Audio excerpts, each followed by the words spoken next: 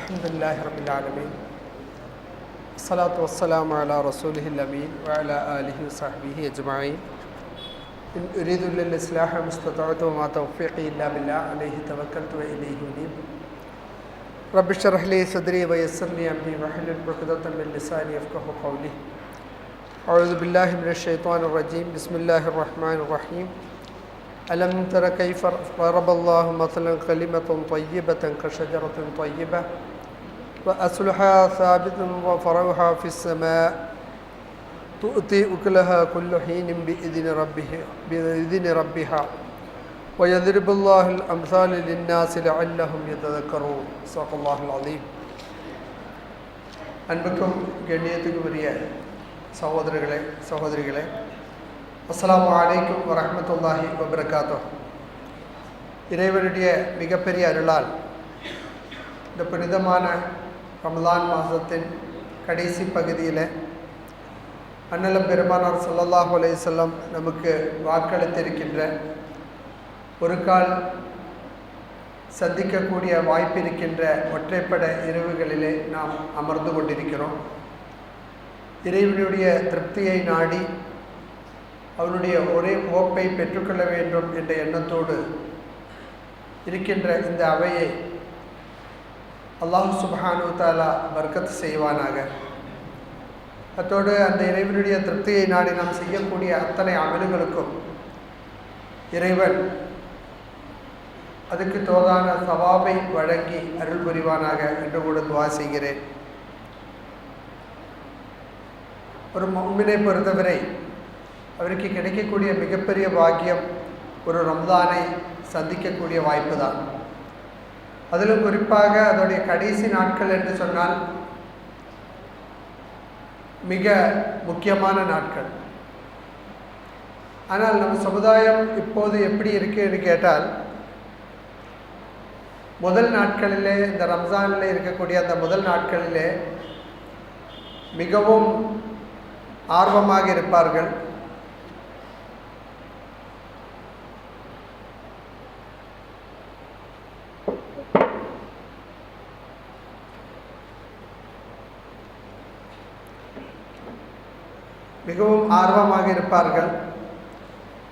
இது பள்ளிவாசலில் எத்தனை சஃப்பு முதல்ல இருந்ததுன்னு எனக்கு தெரியாது. தராவீக ஆரம்பிக்கும் போது ரம்ஜான் முதல் 10ல் பல பள்ளிவாசல்கள் நம்ம எடுத்து பார்த்தால் முதல்ல ஒரு 10 சஃப் இருக்கும், அப்புறம் 8 சஃப் இருக்கும், அப்போ 6 சஃப் இருக்கும். அப்படி கம்மியாக கடைசியில் 27ஆம் கிழமை ஃபுல்லாக பள்ளிவாசல் நிரம்பி அதற்கு பிறகு ஆளை தேடினா காண முடியாது, எங்கேயும் பார்க்க முடியாது, காணாமல் போய்விடுவாங்க. அண்ணலும் பெருமானார் ஸல்லல்லாஹு அலைஹி வஸல்லம் நமக்கு எப்படி அந்த நாட்களை பற்றி கற்றுக் கொடுத்து தரக்கூடிய நேரத்தில் என்ன சொல்லியிருக்காங்கன்னு கேட்டால், அஸ்ஸுலுசுல் அஹீர், கடைசி 10 நாட்கள் அது மிகவும் முக்கியமானது. நீங்கள் ஸ்போர்ட்ஸ் பார்த்துருப்பீங்க, பசங்க ஓடுறது, slow and steady wins the ரைஸ்ன்னு சொல்லுவாங்க. மெதுவாக ஓடி கடைசியில் ஸ்பீடு எடுக்கும்போது தான் அவன் வெற்றி பெற முடியும்.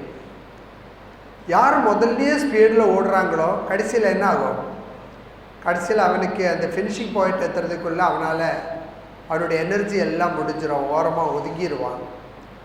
மீதி நல்ல எனர்ஜெட்டிக்காக இருக்கிறவன் ஓடி அந்த ஃபினிஷிங் பாயிண்ட்டு தாண்டிடுவான்.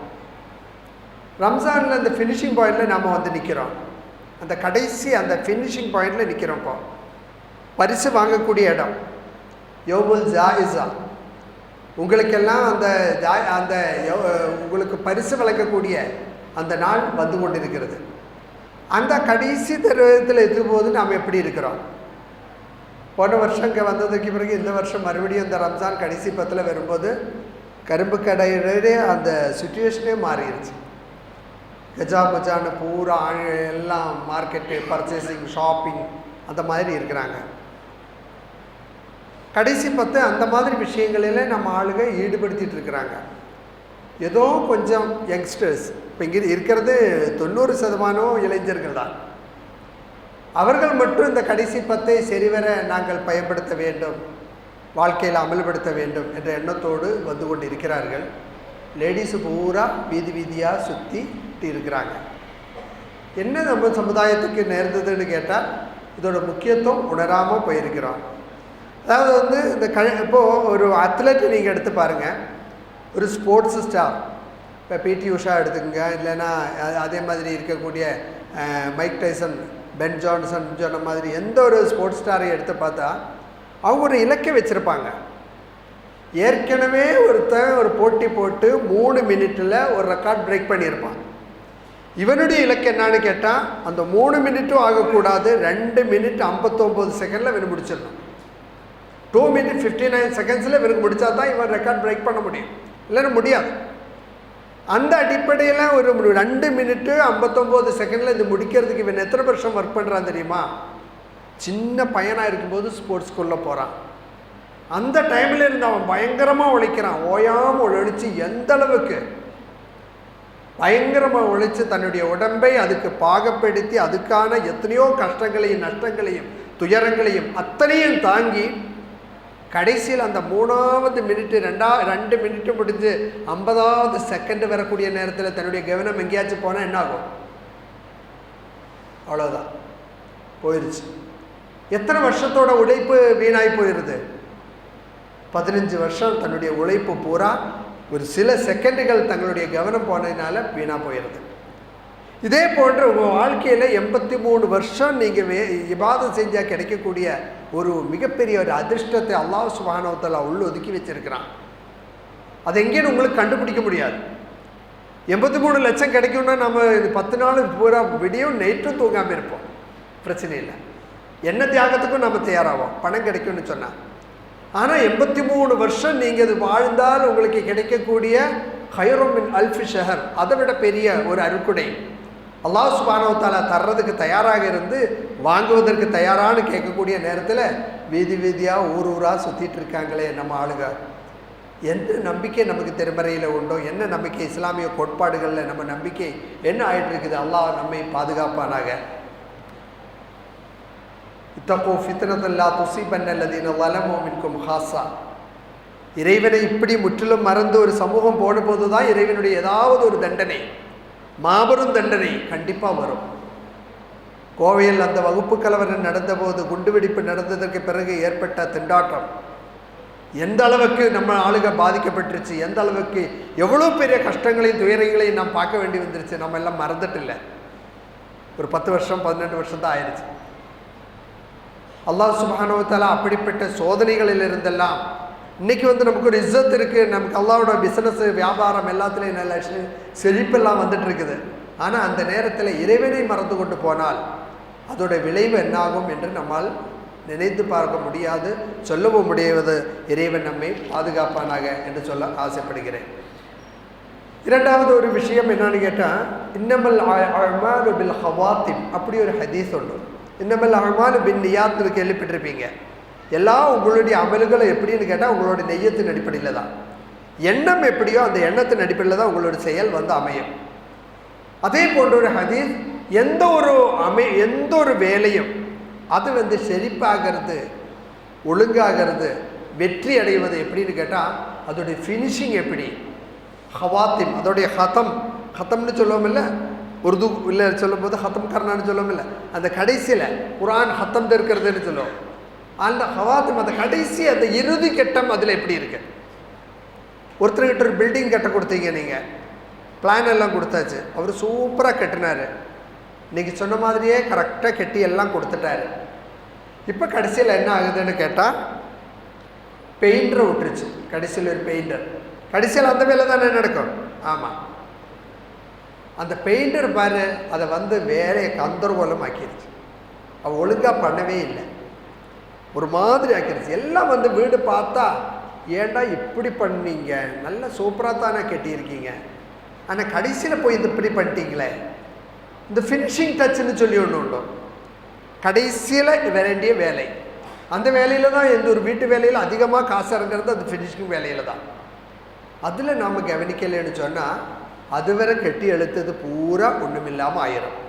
அப்போ 26 நாள் 27 நாள் நோம்பெடுத்து நாம் எத்தனையோ அமல்களை செஞ்சு அந்த கடைசி நாட்களை நாம் எப்படி அணுகிறோம் என்பதை இன்னும் கொஞ்சம் சற்று நல்லா யோசிக்க வேண்டும் என்பதை மட்டும் இந்த நேரத்தில் உங்களுடைய கவனத்தை கொண்டு வந்து கொண்டு இன்ஷா அல்லாஹ் எனக்கு கொடுக்கப்பட்ட தலைப்பின் கீழ் ஒரு சில விஷயங்கள் உங்களிடம் பகிர்ந்து கொள்ள ஆசைப்படுகிறேன்.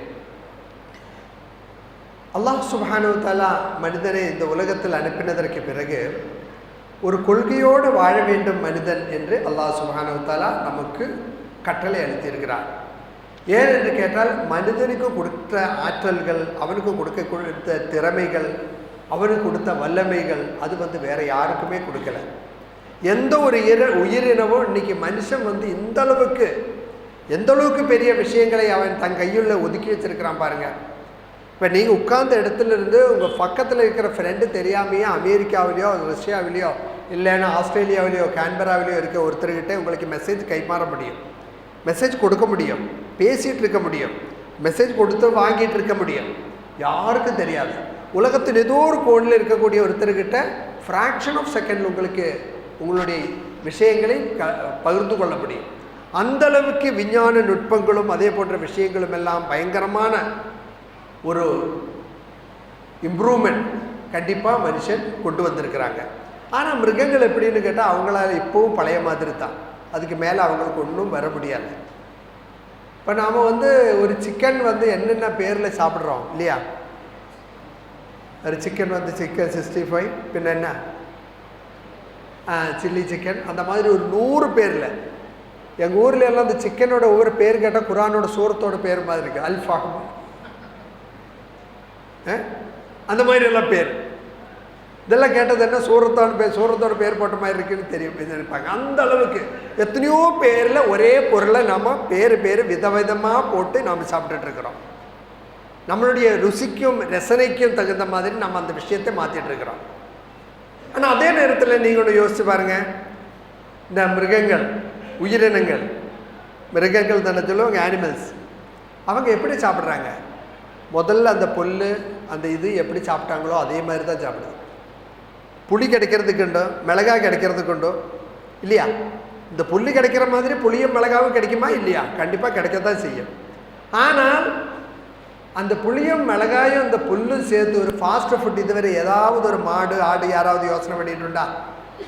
இல்லை. நாம் வீடு எப்படியெல்லாமோ வச்சிட்ருக்குறோம்.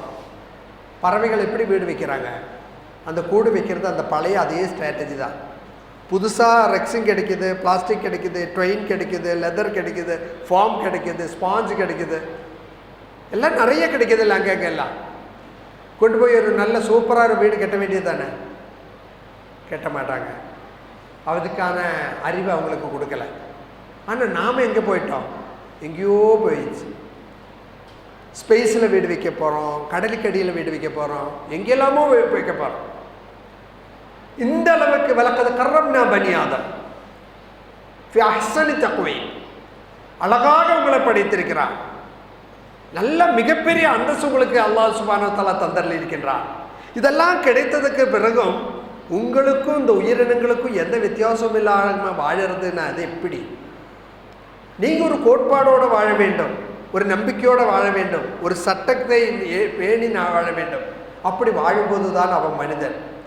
அவன் மனம்போகன போக்கில் வாழ்வதாக இருந்தால் அவன் மிருகமாக மாறிவிடும். அதில் எந்த விதமான சந்தேகமும் இல்லை. அப்படி ஒரு நிலைமை வரும்போது தான் திருமறை என்ன சொல்லுகிறதுன்னு கேட்டால், உலாயிக்க கல்லான் ஆம் பல்ஹும் அவல்.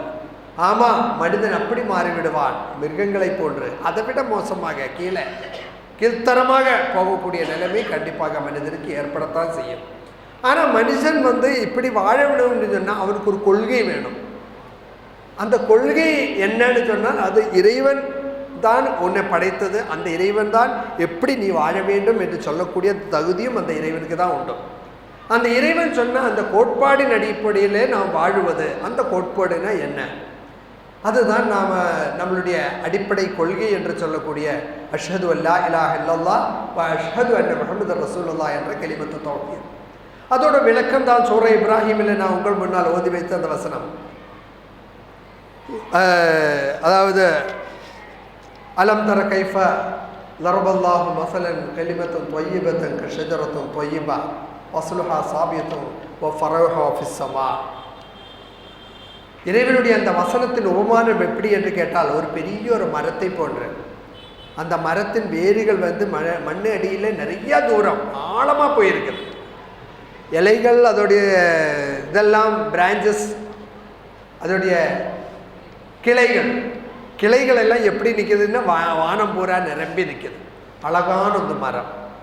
அதே போன்றுதான் ஒரு உண்மையான நம்பிக்கையாளனுடைய இந்த கொள்கை என்று சொல்லி அந்த கொள்கையை நமக்கு அடிப்படையாக ஒரு ஓமானமாக எடுத்து சொல்லியிருக்கின்றார்.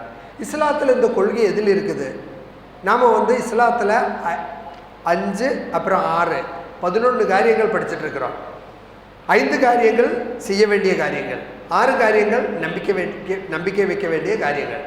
அப்படித்தானே? 5 காரியங்கள் நம்ம செயலுக்கு கொண்டு வர வேண்டும், 6 காரியங்கள் நம்பிக்கை வைக்க வேண்டும். இந்த 5 காரியங்கள் செயலுக்கு கொண்டு வர வேண்டிய 5 விஷயங்களில் தொழுகை நம்ம செயலுக்கு கொண்டு வந்திருக்கிறோம், நோன்பு கொண்டு வந்திருக்கிறோம், ஜகாத்து கொடுத்துருக்குறோம், இல்லைன்னா வாங்கியிருக்கிறோம், இல்லைன்னா கொடுக்கறது பார்த்துருக்குறோம் இல்லையா, செயல்படுறது நம்ம பார்த்துருக்குறோம்.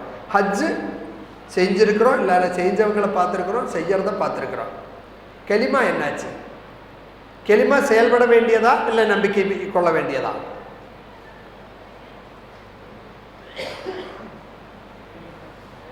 செயல்பட வேண்டியது. அப்போ எப்போ செயல்பட்டீங்க? நம்ம எப்போ செயல்பட்டது? இந்த கலிமா சொன்னது எப்போ? நம்ம வாழ்க்கையில் எந்த தருணத்தில் நாம் கலிமா சொல்லியிருக்கிறோம்? கலிமா சொல்லணுமா வேண்டாமா?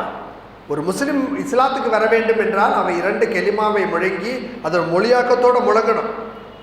அது சொன்னா தான் அவன் முஸ்லீம் ஆக முடியும். ஒரு முஸ்லீம் இல்லாத சகோதரர் உங்கள்கிட்ட வர்றாரு, பாய் எனக்கு இஸ்லாத்துக்கு வரணும் சொன்னால் நீங்கள் என்ன சொல்லுவீங்க? அப்படியெல்லாம் வரக்கூடாது, கலிமா சொல்லணும் முதல்ல. ஆமாம், நீங்கள் எப்போ சொன்னீங்க? பதில் வரமாட்டேங்குது. இப்படி ஒரு கேள்வி கேட்டால் என்ன பதில் சொல்லுவீங்க?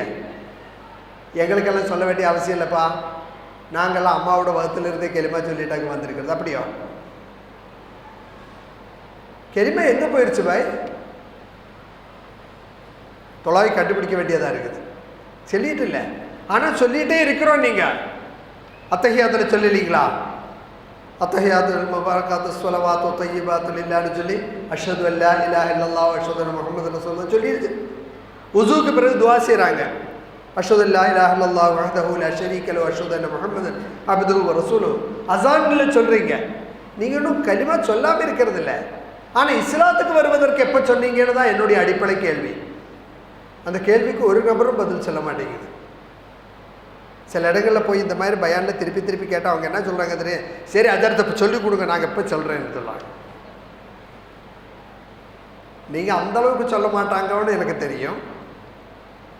ஆனால் கெளிமை எங்கே போயிடுச்சுன்னு உங்களால் சொல்லவும் முடியறதில்லை. அப்போ ஒரு சில ஆளுகள் செய்யாங்க, அது நம்பிக்கையோடு சேர்த்து 6 கூட சேர்த்து 1 7 ஆக்கிடலாம். அல்ல, இது செயல்பட வேண்டிய விஷயம். எல்கேஜி யூகேஜி இல்லாமல் 2ஆவதுக்கு போனால் எப்படிங்க சரியாகும்? கெலிமா சொல்லாமல் நேராக நீங்கள் தொழுகைக்கு தான் போயிருக்கீங்க, நோம்புக்கு தான் போயிருக்கீங்க, ஜகாத்துக்கு தான் போயிருக்கீங்க, ஹஜ்ஜுக்கு தான் போயிருக்கீங்க. புனியல் இஸ்லாம் அலா ஹம்ஸின், 5 விஷயங்களின் மீது இஸ்லாம் கட்டப்பட்டுள்ளதுன்னு சொல்லி ஒரு கட்டடத்தை போன்று இஸ்லாத்தை நமக்கு அறிமுகப்படுத்தப்படக்கூடிய நேரத்தில் இந்த கலிமா என்று சொல்லக்கூடிய அந்த பேஸ்மெண்ட், அதோடைய ஃபவுண்டேஷன் அந்த மாதிரி இருக்குது. அது இல்லாமல் அதுக்கு மேலே நீங்கள் தொழுகையும் நோம்பு ஜக்காத்து வச்சா நிற்குமா? திருமறை நீங்கள் எடுத்து பாருங்கள். மக்காவில் 13 வருஷம் நபி அண்ணலம் பெருமானார் ஸல்லல்லாஹு அலைஹி வஸல்லம் அதிகமாக தொழுகையை பற்றி பேசினாரா, நோம்பை பற்றி பேசினாரா, ஜக்காத்தை பற்றி பேசினாரா, ஹஜ்ஜை பற்றி பேசினாரா, இல்லை கொள்கையை பற்றி பேசினாரா? கொள்கை தான். அந்த கொள்கையை நாம் அம்போடு விட்டால் என்ன ஆகும்? பிடிப்பில்லாமல் ஆளுகளாய் மாறும். எந்த இதுவும் இல்லை. என்ன நம்ம இப்படி இருக்கிறோன்னு கேட்டால் அந்த கொள்கையில் ஒரு பிடிப்பு வேணுமில்ல. நம்ம கொள்கை என்ன ஆயிடுச்சு? இந்த அஷ்ஹது அல்லா இலாஹ இல்லல்லாஹ் அஷ்ஹது அன்ன முஹம்மது ரசூலுல்லாஹ் என்று சொல்லக்கூடிய அந்த கலிமா என்ன ஆயிடுச்சுன்னு கேட்டால் அது நம்ம கூடயே இருக்குது, ஆனால் நமக்கு தெரியறதில்லை. கலிமா என்ன நம்ம வாழ்க்கையிலிருந்து நம்மிடம் என்ன எதிர்பார்க்குதுன்றதை தெளிவுபடுத்தப்படவில்லை. இல்லை என்றால் அந்த அடிப்படையில் நாம் புரியவில்லை. கலிமா எங்கேயும் போகலை சகோதரர்களே, உங்கள் கூடயே இருக்குது கலிமா. ஆனால் அது கலிமா தான் என்றதை நம்ம உணர முடியறதில்லை. தொழுகையை பார்க்க முடியுது, நோன்பை பார்க்க முடியுது, ஜக்காத்தை பார்க்க முடியுது, ஹஜ்ஜை பார்க்க முடியுது. ஆனால் உங்கள் வாழ்க்கையில் அமல்படுத்தக்கூடிய அந்த கலிமாவையும் மக்களுக்கு பார்க்க முடியணும். கலிமாவை எப்படி பார்க்க முடியுதுன்னு சொன்னால் அதுக்கு தான் பெயர் ஷஹாதத்தே. ஷஹாதத்தை ஹக் என்று சொன்னால் கலிமாவை இம்ப்ளிமெண்ட் செய்வது தான். இப்படி ஒன்று கேட்டு பார்க்கட்டும். நீங்கள் சின்ன குழந்தையா இருக்கும்போது அம்மா என்னென்ன சொல்லி தந்திருக்காங்க?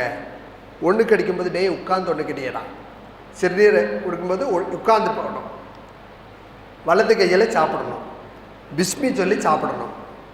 இதெல்லாம் சொல்லி தந்திருக்காரா இல்லையா? கண்டிப்பாக தந்திருக்காங்க.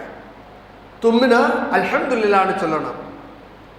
பாத்ரூம் போகும்போது லெஃப்ட்டு இடது காலை முதல்ல வைக்கணும், வெளியில் வரும்போது வலது காலை வைக்கணும். இதெல்லாம் என்ன? இதெல்லாம் கெலிமா தான். இதெல்லாம் கெலிமா தான். ஆனால் நமக்கு அது கெலிமா ஆகும்னு தெரியாது. ஏன் இந்த மாதிரி செய்கிறோன்னு கேட்டால், நான் முழங்கி இருக்கிறேன் அஷ்ஹது அன்ன முஹம்மது ரசூலுல்லாஹ், முஹம்மது முஸ்தபா ஸல்லல்லாஹு அலைஹி வஸல்லம் எங்களுடைய அன்னலம் பெருமானார் ஸல்லல்லாஹு அலைஹி வஸல்லம் எங்களுடைய வாழ்க்கைக்கு அத்தனை பகுதியிலும் வழிகாட்டியவர் தான். ஒரு மரத்தோடைய மரம் ஷஜரத்துன் தொய்யிபான்னு ஒரு அறிமுகப்படுத்துகிறோம் இல்லை, அந்த மரம், அது ஒரு வேப்ப மரம். நீங்கள் எடுத்து பாருங்கள், அதோடைய இலையிலையும் அதோடைய தோலிலையும் அதோடைய வேர்லையும் வேப்ப மரத்தோட வாசம் தான் இருக்கும். அதே போன்று இந்த கெலிமா முழங்கிய ஒருத்தனை பொறுத்தவரை அவனுடைய ஒவ்வொரு அசைவும், அவனுடைய ஒவ்வொரு பேச்சும், நடத்தையும், கொடுக்கல் வாங்கல், என்ன விஷயம் எடுத்தாலும் அங்கே எல்லாம் இந்த கெலிமா என்ன சொல்லிக்கிறதோ, அல்லாஹ் சுப்ஹானஹு வ தஆலா என்ன அவனுக்கு கட்டளையிட்டிருக்கானோ, அன்னலம் பெருமானார் ஸல்லல்லாஹு அலைஹி வஸல்லம் என்ன கற்றுக் கொடுத்துருக்காரோ அதன் அடிப்படையில் தான் அவங்க வாழ்க்கை அமையும். அப்படி வாழ்க்கை அமையும் போது தான் அந்த அஷ்ஹது அல்லா இலாஹா இல்லல்லாஹ் அஷ்ஹது அன்ன முஹம்மது ரசூலுல்லாஹ் என்ற கலிமாவை நம்ம வாழ்க்கையிலே அமல்படுத்த முடியும். அப்போ தான் மக்களுக்கு பார்க்க முடியும். அப்படி மக்களுக்கு பார்க்கக்கூடிய ஒரு நேரம் வரக்கூடிய நேரத்தில் மக்கள் இஸ்லாத்தை நம்ம வாழ்க்கையிலிருந்து உணர்வாங்க. உணர்ந்து அதன் அடிப்படையில் அந்த இஸ்லாத்தின் பக்கம் ஈர்க்கப்படுவாங்க, இஸ்லாத்தின் பக்கம் வருவும் செய்வாங்க. அதில் எந்த சந்தேகமும் இல்லை. தமிழகத்தில் இஸ்லாத்துக்கு வந்த ஒரு சகோதரருடைய வரலாறை நான் படிச்சிருக்கிறேன். அவர் இஸ்லாத்துக்கு வர்றதுக்கு முதல்ல போலீஸ்காரராக இருந்தார். வந்ததுக்கு பிறகும் போலீஸாகத்தான் இருந்தார். ஆனால் அதுக்கு முதல்ல தன்னுடைய வயலில் எல்லாம் வேலை செய்யக்கூடிய ஆளுகள் எல்லாம் கூலியை கேட்டால் நாளைக்கு பாயா மறாவடிக்கலாம் வான்னு சொல்லுவாராமா. ஆனால் எப்போது இந்த கலிமாவை முழங்கியாச்சோ அதற்கு பிறகு அவராக அந்த பைசா எடுத்து நேராக ஃபீல்டுக்கு போகிறாங்க, வயலுக்கு போகிறாங்க. அங்கே போய் வாங்கடா கூலியை வாங்கிங்கடா. அவங்க என்ன சொல்கிறாங்கன்னா, ஏன் முதலாளி நீங்கள் பைசா எடுத்துகிட்டு இங்கே வந்தீங்க, நாங்கள் அங்கே வாங்கிடுவோமே, இதெல்லாம் எடுத்துகிட்டு இங்கே வர வேண்டிய அவசியம் இல்லையே, நாங்கள் அங்கே வாங்குவோமே. டேய், நேற்றுக்கு வர என் தலைவர் யார் தெரியுமா? ரஜினி, ராஜாஜி, அண்ணாதுரை, இவரெல்லாம் தான் நேற்றுக்கு வர தலைவர். இன்னைக்கு கலிமா முழங்கி இருக்கேன்டா, நான் கலிமா முழங்கி இருக்கிறேன். இன்னைக்கு தலைவர் யாரு தெரியுமா?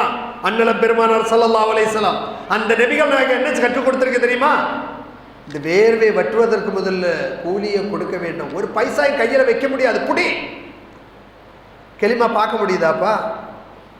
முடியுது, பார்க்க முடியுது. இந்த அடிப்படையில் நானும் நீங்களும் எல்லாம் இந்த ஒரு பொது சமூகத்தில், ஒரு ப்ளூரல் சொசைட்டியில், ஒரு பன்மை சமூகத்தில் வாழ்ந்து கொண்டிருக்கிறோம். ஒரு வியாபாரி என்ற அடிப்படையில், ஒரு எம்ப்ளாயி என்ற அடிப்படையில், ஒரு மாணவன் என்ற அடிப்படையில், ஒரு ஆசிரியர் என்ற அடிப்படையில், ஒரு மருத்துவர் என்ற அடிப்படையில், அதே போன்று பல்வேறு பகுதியில் நீங்கள் வேலை செய்யும்போது அந்த பகுதியில் யார் யார்கிட்ட நீங்கள் பழகி கொண்டிருக்கிறீங்களோ அந்த அத்தனை பேருக்கும் இதே போன்று கலிமா உங்களிடம் உணர முடிஞ்சால் அல்ஹம்துலில்லாஹ், அது எவ்வளவு நல்லாவா இருக்கும்.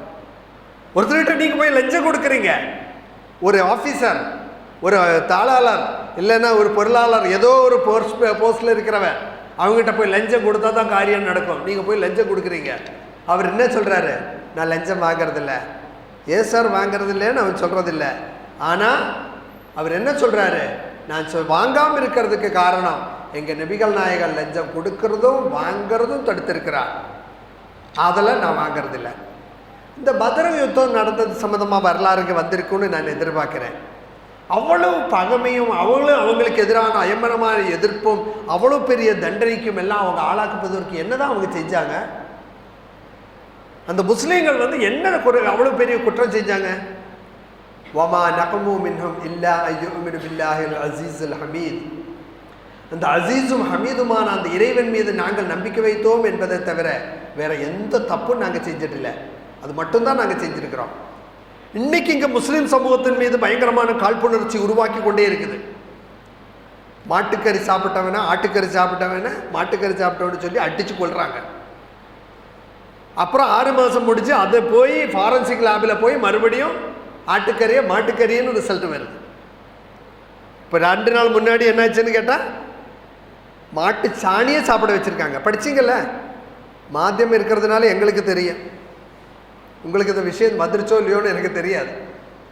அப்படி மாட்டுச்சாணியை சாப்பிட வச்சுருக்காங்க. யோசிச்சு பாருங்க, இந்த அளவுக்கு ஒரு சமுதாயம் சித்திரவதை செய்யப்படுவதற்கு என்ன காரணம்? ஏன் உங்கள் மீது இவ்வளவு பெரிய காழ்ப்புணர்ச்சி? ஏன் உங்கள் மீது இவ்வளவு பெரிய கோபம், இவ்வளவு பெரிய ஆத்திரம்? என்ன, அதற்கு என்ன காரணம்?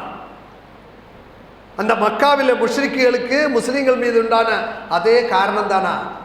அந்த இறைவன் மீது நாங்கள் நம்பிக்கை வைக்கிறோம், அந்த கொள்கையில் பிடிப்பாக இருக்கிறோம், நாங்கள் வட்டியை வாங்க மாட்டோம். வட்டி இல்லாமல் நிறைய வியாபாரம் நடத்தி இங்கே வட்டிக்காரனோட வியாபாரம் எல்லாம் தீபாவளி ஆயிடுச்சுப்போ. முஸ்லீம்கள் வட்டியில்லா கடன் நிறைய நடத்தி யார் யார் ஃபினான்ஸ் நடத்தினாங்களோ அவங்கெல்லாம் மூடிட்டு போக வேண்டியதாக வந்துருச்சு. அப்படி தானே? அதனால உங்கள் மேலே பயங்கரமான கோபம். அப்படியா? இவங்களுக்குள்ள ஒரு முன்மாதிரியான பொருளாதார கொள்கை உண்டோ? ஒரு பொருளாதார தன்னிறைவு பெற்ற ஒரு சமூகமாக முஸ்லீம் சமூகம் இருக்கிறாங்க. அதை பார்த்து முஸ்லீம் அல்லாதவங்க எல்லாம் நிறைய இஸ்லாத்துக்கு வர்றாங்க. அது உங்களால் தாங்கிக் கொள்ள முடியறதில்லை. அதனால என்ன ஆகுது? முஸ்லிம்கள் மீது பயங்கரமாக பகைமை, பயங்கரமான எதிர்ப்பு. அதுதான் காரணமா? இல்லை, அதுவும் காரணம் இல்லை. காரணம் என்னன்னு கேட்டால்,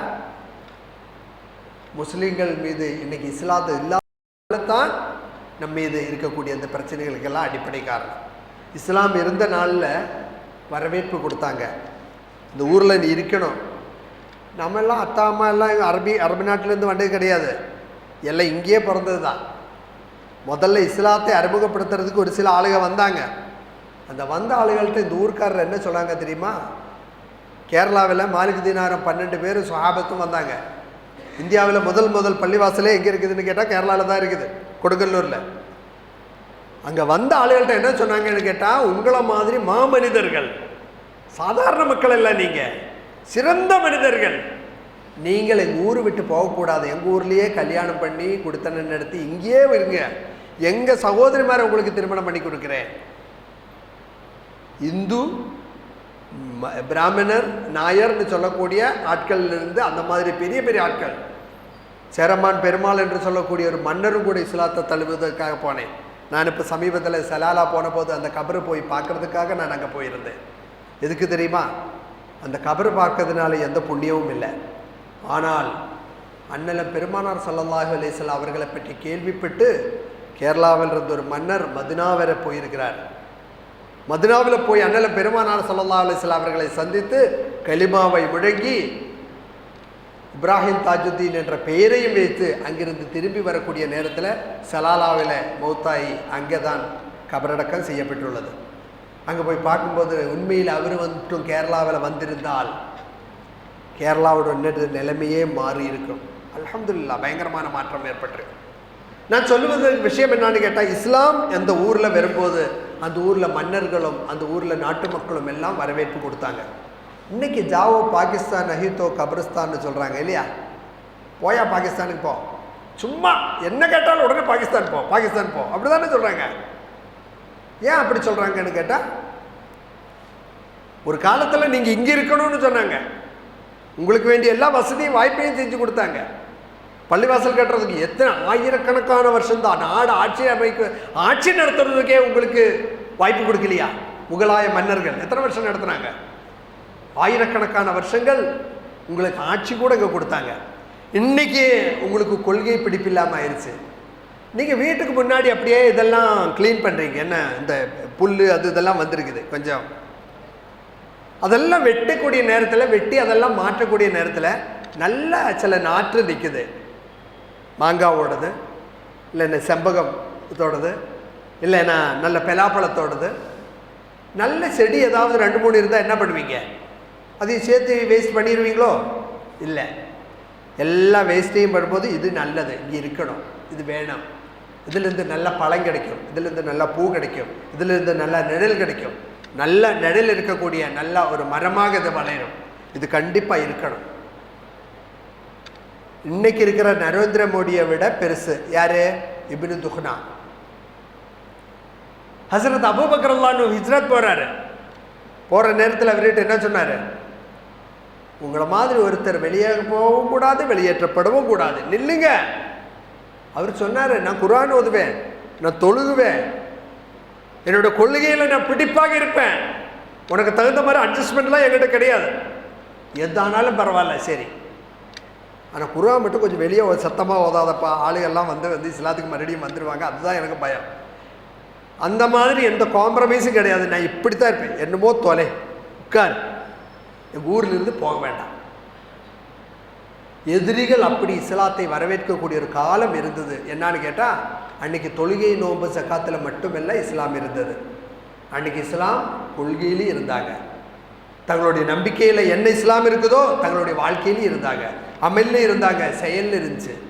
அமல்லையும் செயல்லையும் அந்த இஸ்லாம் இருக்கும் பொழுது அதுதான் அந்த உண்மையான கலிமாவின் வடிவம் கொடுப்பது, முழு வடிவம் கொடுக்குது. அதோடைய லிவிங் ஃபேக்டாக, நடைமுறை உதாரணமாக மனுஷன் மாற வேண்டும், வாழ வேண்டும், அந்த அடிப்படையில் ஒன்று உருவாக வேண்டும். இது நடைமுறையில் இன்றைக்கி கலிமா இல்லை. உதாரணமாக சொல்லப்போனால் எல்லாத்துலேயும் நீங்கள் எடுத்து பாருங்கள், நோம்பில் சம்மந்தமாக நீங்கள் கேள்வி கேட்பீங்க. குறிப்பாக நம்ம சகோதரி மத்தியில் எல்லாம் கிளாஸுக்கெல்லாம் போனால், பயானுக்கு போனால் என்ன கேள்வி கேட்குறாங்கன்னு அது இப்போ எப்படி இயற்பட்டு காதில் போட்டால் நோம்பு போகுமா, ஸ்ப்ரே அடித்தா போகுமா, முல்லைப்பூ வாசம் போகுமா, இப்படி கேட்குறத பார்த்தா நோம்பு இன்னும் போகிறதுக்கு நிற்கிறதாக்குன்னு நினைப்பேன் நம்ம, இல்லையா? சும்மா அது போகுமா, இது போகுமா, இது போகும். ஆனால் என்ன கேட்க மாட்டாங்க, போய் சொன்னால் நோம்பு போகுமா? யாராவது கேட்டுருண்டா? அவதூறு பேசினா நோம்பு போகுமா? இல்லாத பொய் இட்டுக்கட்டான விஷயங்கள்லாம் எடுத்து சொன்னா பேசுமா? கோடு போட்டுனா நோம்பு போகுமா? இந்த கேள்வி ஒன்றும் இல்லை. இங்கே நமக்கு என்னன்னு கேட்டால், எல்லா அமல்களும் நோம்பானாலும் ஜகாத்தானாலும் தொழுகையானாலும் ஹஜ் ஆனாலும் அதோட வெளிப்படையான வடிவத்தை தான் நம்ம பார்க்குறோம். அந்த வெளிப்படையான உருவத்தில் தான் அதுக்கு ஒரு ரூஹ் உண்டோ, ஆன்மா உண்டோ, ஒவ்வொரு அமலுக்கும் ஒவ்வொரு இபாதத்துக்கும். அதே போன்று கலிமாவுக்கும் உண்டும், அதே போன்று தொழுகைக்கும் உண்டும், அதே போன்று ஒவ்வொரு அமலுக்கும் உண்டும். அந்த கலிமாவுடைய அந்த ரூஹ் என்னான்னு கேட்டால், நம்ம வாழ்க்கையில எல்லா பகுதியிலையும் அத்தனை விஷயங்கள்லையும் அந்த கலிமாவை கொண்டு வர்றது தான். இன்னொரு கேள்வி கேட்கும்போது உங்களுக்கு இந்த விஷயம் இன்னும் விளங்கும் என்று நான் எதிர்பார்க்கிறேன். இப்போ விளங்கிட்டில்லேன்னு அதுக்கு அர்த்தம். நபிகள் நாயகம் ஸல்லல்லாஹு அலைஹி வஸல்லம் வரும்போது அங்கே இருக்கக்கூடிய மக்கா முஷ்ரிக்குகளுக்கு அல்லாஹ்வின் மீது நம்பிக்கை இருந்துச்சா இல்லையா? ஏதாவது ஒன்று சொல்லுங்க. இருந்துருச்சு, நல்லா இருந்துச்சு, இல்லையா? மன் ஹலக்க சமாவாத்தி வல்ல அருள்னு சொன்னால் யாரப்பா வானத்தையும் பூமியையும் படிச்சுன்னு கேட்டால் யகூலு அல்லாஹ், அவர்கள் சொல்லுவாங்க அல்லாஹ் தான். அந்த அளவுக்கு அல்லாஹ்வின் மீது நம்பிக்கை இருக்கக்கூடிய அவர்கள் நபிகள் நாயகத்தை அந்த ஊர் பூரா என்ன சொல்லிட்டு இருந்தாரு? அல் அமீன், அஸ் சாதிக், ஊருக்கு வேண்டப்பட்டவர், வேண்டப்பட்ட ஆள், ரொம்ப முக்கியமான ஆள் நபிகள் நாயகம். அங்கே ஊரில் ஒரு பிரச்சனை வந்துச்சு.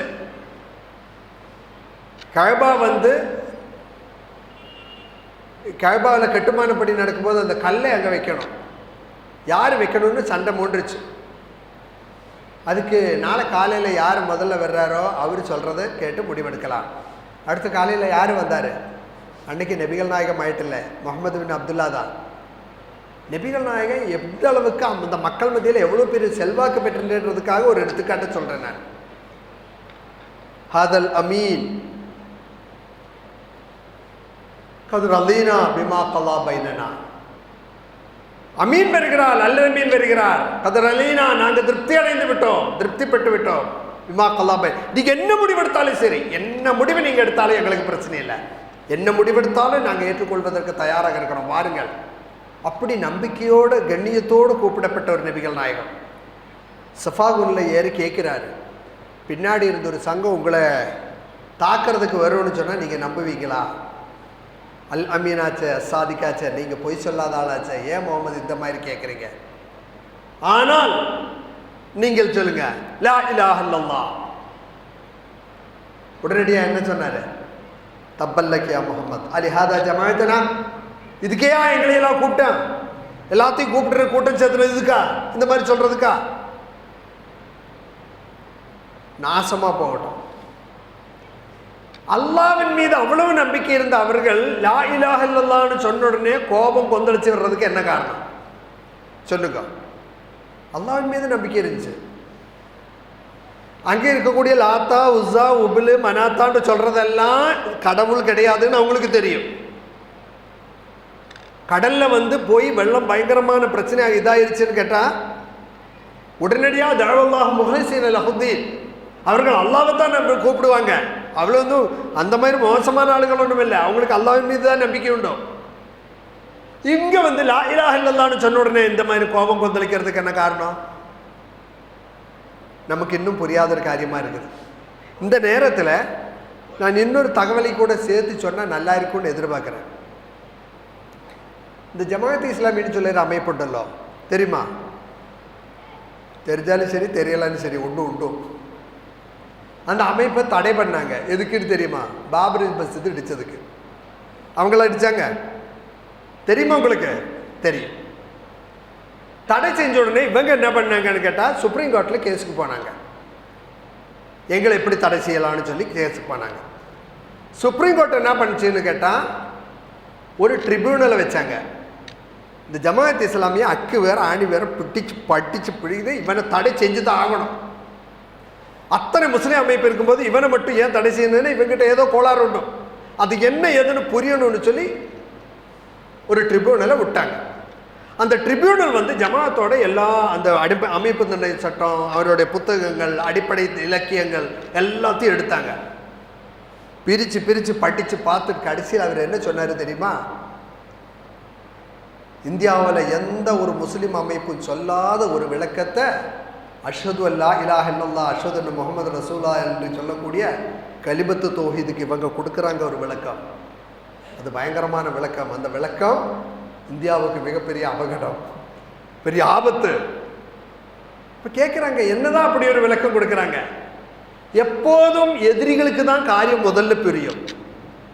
லா இலாஹ இல்லல்லாஹ்னு சொன்ன உடனே யாருக்கு புரிஞ்சிருச்சு? அபூஜஹலுக்கு புரிஞ்சிருச்சு. இன்னும் எனக்கும் உங்களுக்கும் புரியலை. அந்த லா இலாஹ இல்லல்லாஹ்வோட ரேஞ்ச் என்னன்னு இன்னும் நமக்கு புரிஞ்சிட்டு இல்லை. புரிஞ்சா நாமெல்லாம் இப்படி இருக்க மாட்டோம், அது வேற விஷயம். நாம் அந்த லா இலாஹ இல்லல்லாஹ்வை எதுக்கு பயன்படுத்துறோம்னு தெரியுமா? ஒரு சமூகத்தையே பயங்கரமான உற்சாகப்படுத்தி மிகப்பெரிய புரட்சியாளராக்கின ஒரு கோஷம் லா இலாஹ இல்லல்லாஹ்.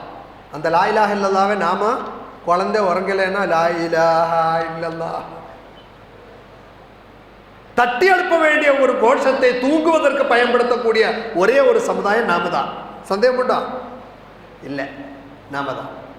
நாம் அப்படித்தான் லா இலாஹ இல்லல்லாஹ்வை புரிஞ்சு வச்சிருக்குது. பிச்சை கேட்கிறவனுக்கு லா இலாஹ இல்லல்லாஹ், அந்த மாதிரி அதல்ல லா இலாஹ இல்லல்லாஹ். மன் கால லா இலாஹ இல்லல்லாஹ் தഖலல் ஜன்னah, மன் கால லா இலாஹ இல்லல்லாஹ் ததீனு லகுல் அரப் தഖல லகுல் அஜம். லா இலாஹ இல்லல்லாஹ் என்று சொன்னால் உங்களுக்கு சுவனத்தில் போகலாம். அதே போன்று லா இலாஹ இல்லல்லாஹ் என்று சொன்னால் அரபும் அரபல்லாத தேசங்களும் உங்களுக்கு கீழே வரும்.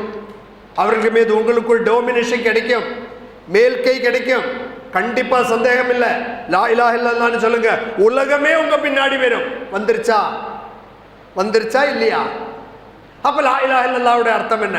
இது யாருக்கு தெரியுமா? அபூஜஹலுக்கு தெரியும், ட்ரிபியூனலுக்கு தெரியும். உண்மையான லா இலாஹ இல்லல்லாஹ்னு சொன்னா அவங்க தடை செஞ்சுதான் ஆகணும். ஏன்னு கேட்டால் இறைவனுக்கு தான் ஹாக்கிம். யாரு? அவன் தான். அவனுடைய சட்டத்தை நாம பேணணும், அவனுடைய சட்டத்தின் அடிப்படையில் தான் நடக்கணும். அவனுடைய சட்டத்தை தவிர வேற எந்த சட்டத்துக்காக நீங்க வேலை செய்யக்கூடாது. இது எல்லா முஸ்லீம்களுடைய கொள்கை தான்.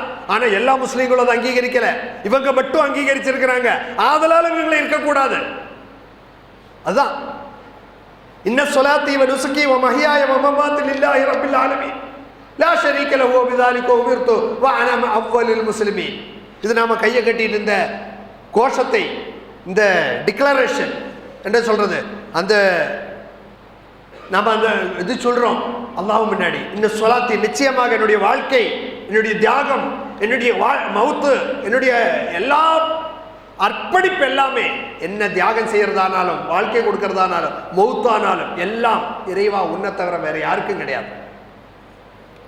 அது சொன்னதற்கு பிறகு வெளியே போயிட்டு நீங்க என்ன செய்யறீங்க? இஸ்லாத்துக்கு அப்பாற்பட்ட ஒரு கொள்கைக்காக வேலை செய்யறீங்களா இல்லையா? திராவிட கொள்கைக்கு வேலை செய்கிறீங்க. திராவிட கொள்கை வெற்றி பெற்றால் இஸ்லாமிய கொள்கைக்கு இருக்குமா? கம்யூனிச கொள்கைக்காக வேலை செய்கிறீங்க. கம்யூனிச கொள்கை வெற்றி பெற்றால் இஸ்லாம் இருக்குமா?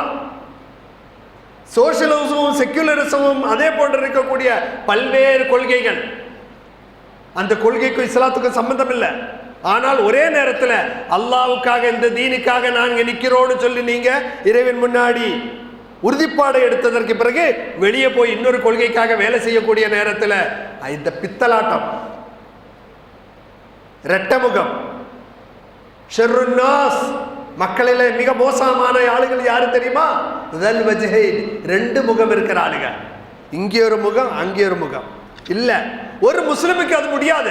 இன்னி வஜ்ஜஹது வஜ்ஹிய அல்லதி ஃபத்தரஸ் ஸமாவாதி வல் அர்த ஹனீஃபன் முஸ்லிமன், நேராக லெஃப்டும் ரைட்டும் ஒன்றும் இல்லை, ஹனீஃபாக உனக்கு மட்டும்தான் நாங்கள் வெளிப்படுகிறோம், உன்னுடைய கொள்கைக்காக. யுத்ஹிரஹு அலத்தீனி குல்லிஹி வலவ் கரிஹல் முஷ்ரிகூன், இறைவனுடைய கொள்கை அல்லாத அத்தனை கொள்கையையும் வெளியேற்றுவதற்காக, அது எந்த கொள்கையாக இருந்தாலும். இங்கே இருக்கக்கூட முஸ்லிம்களுக்கு அது எவ்வளவு பிடிக்காத விஷயமா இருந்தாலும் சரி, கஷ்டமாக இருந்தாலும் சரி, கண்டிப்பாக நாங்கள் அந்த எந்த கொள்கையும் அங்கீகரிக்க மாட்டோம். அத்தனை கொள்கையையும் வெளியேற்றி இஸ்லாமிய கொள்கையை நடைமுறைக்கு கொண்டு வரணும்னு சொல்லி முடிவெடுத்த எனக்கு உங்களுக்கு எப்படி இன்னொரு சட்டத்துக்காக இனி ஒரு கொள்கைக்காக வேலை செய்ய முடியும்? சொல்லுங்க பார்க்கட்டும். அது ஷிர்கல்லவா? அது ஷிர்க்கு கிடையாதா? ஷிர்க்குன்னு சொன்னா என்ன? ஜெகல் பீர தரையால போயிட்டு ஒரு போத்துறது மட்டும் ஷிர்கா? அங்கே அம்பராம்பாளையத்தில் போயிட்டதோ ஊதுவத்தி வைக்கிறது மட்டும் ஷிர்கா? நம்ம அப்படியே சொல்றது, அல்லாஹ் அல்லாத ஆளுகளை கூப்பிட்டு துவா செஞ்சா அது ஷிர்க். அங்கே போய் கபரில் போனால் ஷிர்க்கு, அவங்கள கூப்பிட்டு துவா கேட்டால் ஷிர்க்கு. அல்லாஹ் கொடுத்த ஒரு கொள்கை இருக்கும்போது அந்த கொள்கை அல்லாத இன்னொரு கொள்கைக்காக வேலை செஞ்சால் அது ஷிர்க்கு கிடையாதா? அப்போ ஷிர்க்கை நமக்கு தகுந்த மாதிரி நம்ம அட்ஜஸ்ட் பண்ணிக்கிறது. இது மட்டும் ஷிர்க்கு, அதெல்லாம் ஷிர்க் இல்லை. அந்த பனு இஸ்ராயல்கிட்ட கேட்டாங்கல்ல,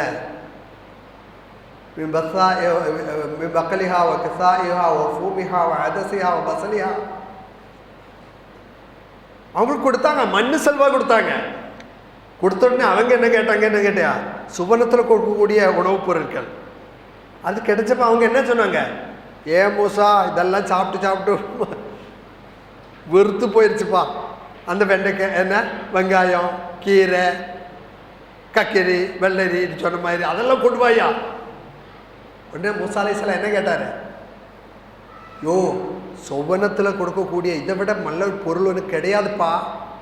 இது தந்துட்டு சும்மா வச்சா வீணா நாசமாக போகக்கூடிய பொருளை கேட்குறியா நீயே? கஷ்டமா இருக்கப்பா உங்க காரியத்தை யோசிச்சா.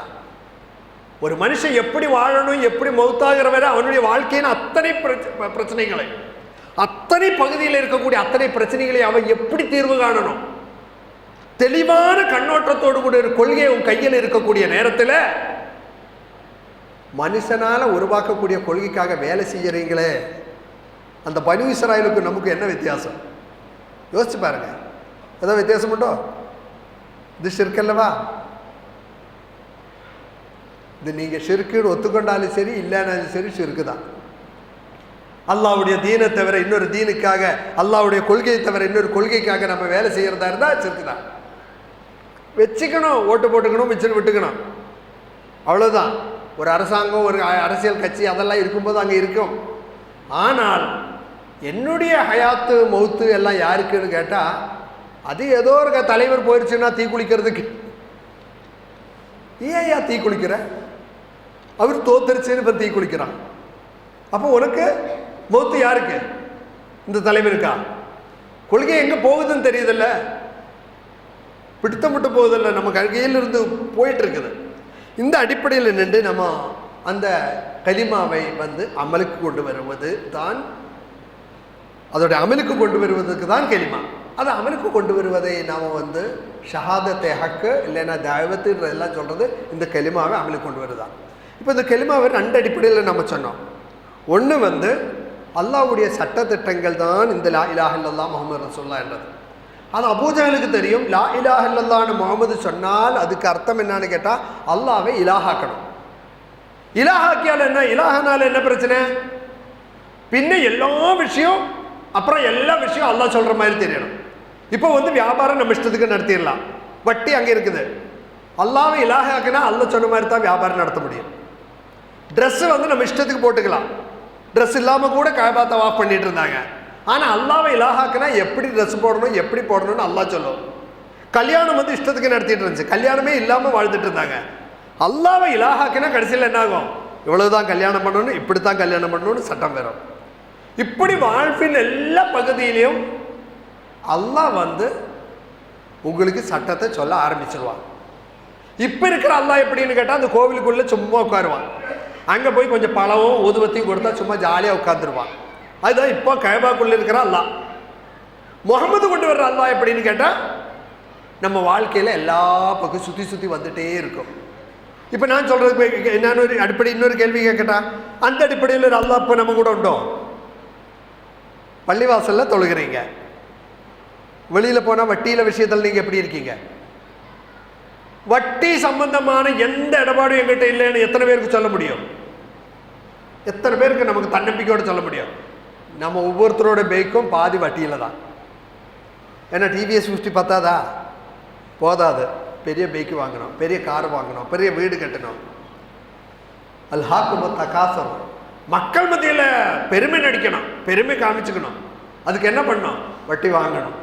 அந்த மாதிரி ஒவ்வொரு விஷயம் நீங்கள் எடுத்து பார்த்தா அங்கெல்லாம் அந்த கொள்கையிலிருந்து அல்லாஹ் சொல்லக்கூடிய அந்த சட்டத்திலிருந்து கொஞ்சம் போய் உலகளாக இம்புக்கு இருக்கக்கூடிய சில சட்டத்துக்கு நம்ம பணிச்சு கொடுக்கக்கூடிய நிலைமையை பார்க்குறோம்.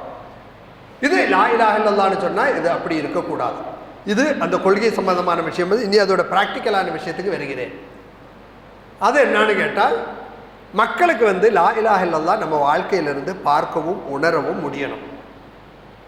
அப்படி உணர முடியணும் மக்களுக்கு லா இலாஹ இல்லல்லாஹ் என்னான்னு. நான் ஏற்கனவே சொன்னோம், ஒருத்தர் இஸ்லாத்துக்கு வந்தவர் இஸ்லாத்துக்கு வர்றதுக்கு முதல்ல இருக்கிற மாதிரி இல்லை, வந்ததுக்கு பிறகு அவர் லா இலாஹ இல்லல்லாஹ் அவங்க வாழ்க்கையிலிருந்து பார்க்க முடிஞ்சது. இதே போன்று நம்ம வாழ்க்கையிலிருந்து பார்க்க முடிஞ்சால் மக்கள் தானே இஸ்லாத்துக்கு வர்ற. நீங்கள் எல்லாம் புத்தகம் எடுத்துகிட்டு வீடு வீடாக கதவு போய் தட்டி இதா புத்தகத்தை படி, சீடியை பாரு, இஸ்லாத்தை படின்னு சொல்ல வேண்டிய அவசியமே இல்லை. உலகத்தில் அதிகமாக முஸ்லீம்கள் இருக்கிறது எங்கே? அதிகமாக முஸ்லீம்கள் இருக்கிறது எங்கே? இந்தோனேஷியா, அப்புறம் இந்தியா, அப்புறம் பாகிஸ்தான், அப்புறம் பங்களாதேஷ், அப்புறம் சவுதி அரேபியா. சரி தானே? அதிகமாக ஆளுகள் இஸ்லாத்துக்கு வர்றது எங்கே? இந்தோனேஷியா இல்லையா? இந்தியாவிலையா? பாகிஸ்தான் இல்லையா? பங்களாதேஷ் இல்லையா? கிடையாது. யூகேயில், லண்டனில், அப்புறம் ஃப்ரான்ஸில், அப்புறம் அமெரிக்காவில், அப்புறம் ஆஸ்திரேலியாவில், ஐரோப்பாவில். எங்கே இஸ்லாத்துக்கு வரணும்? நிறைய ஆளுங்க எங்கே இஸ்லாத்துக்கு வரணும்? இந்தோனேஷியாவில் வரணும், இந்தியாவில் வரணும், பாகிஸ்தானில் வரணும். இங்கே வர்றதில்லை. முஸ்லீம்களையே பார்க்கறதுக்கு தொலாவி போனால் ஒரு முஸ்லீமை பார்க்க முடியாது.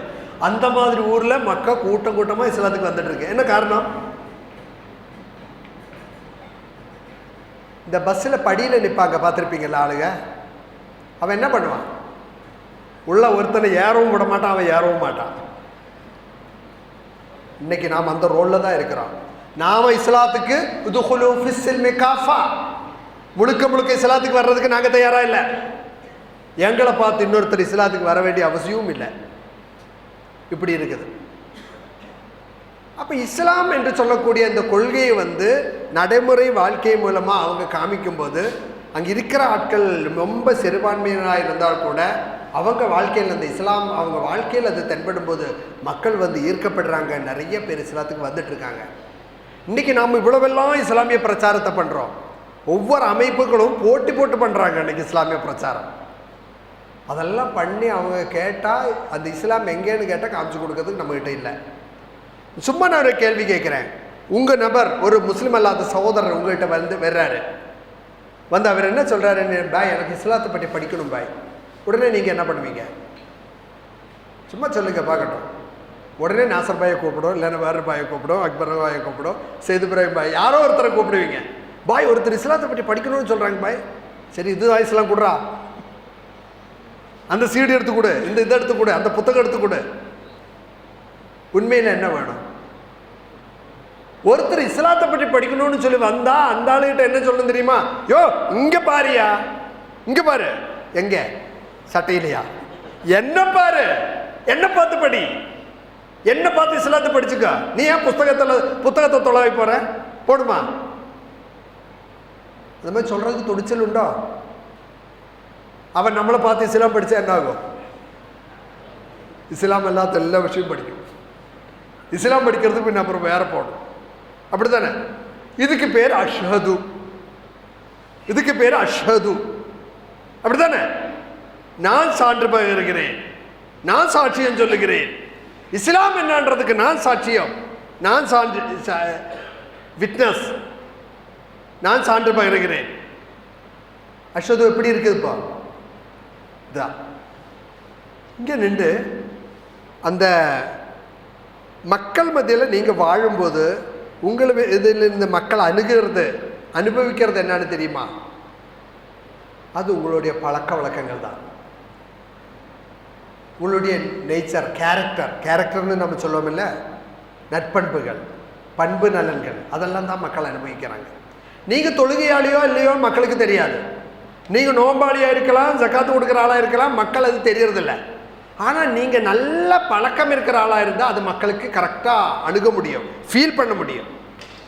அதனால தான் அண்ணல பெருமானார் ஸல்லல்லாஹு அலைஹி வஸல்லம் என்ன சொல்கிறாரு, ஒருத்தரை பார்த்தா முதல்ல சிரிக்கிறதுக்கு பழகியா.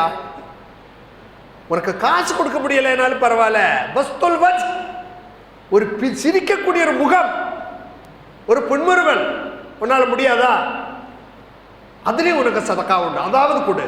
அதிலிருந்து ஆரம்பிக்கணும்.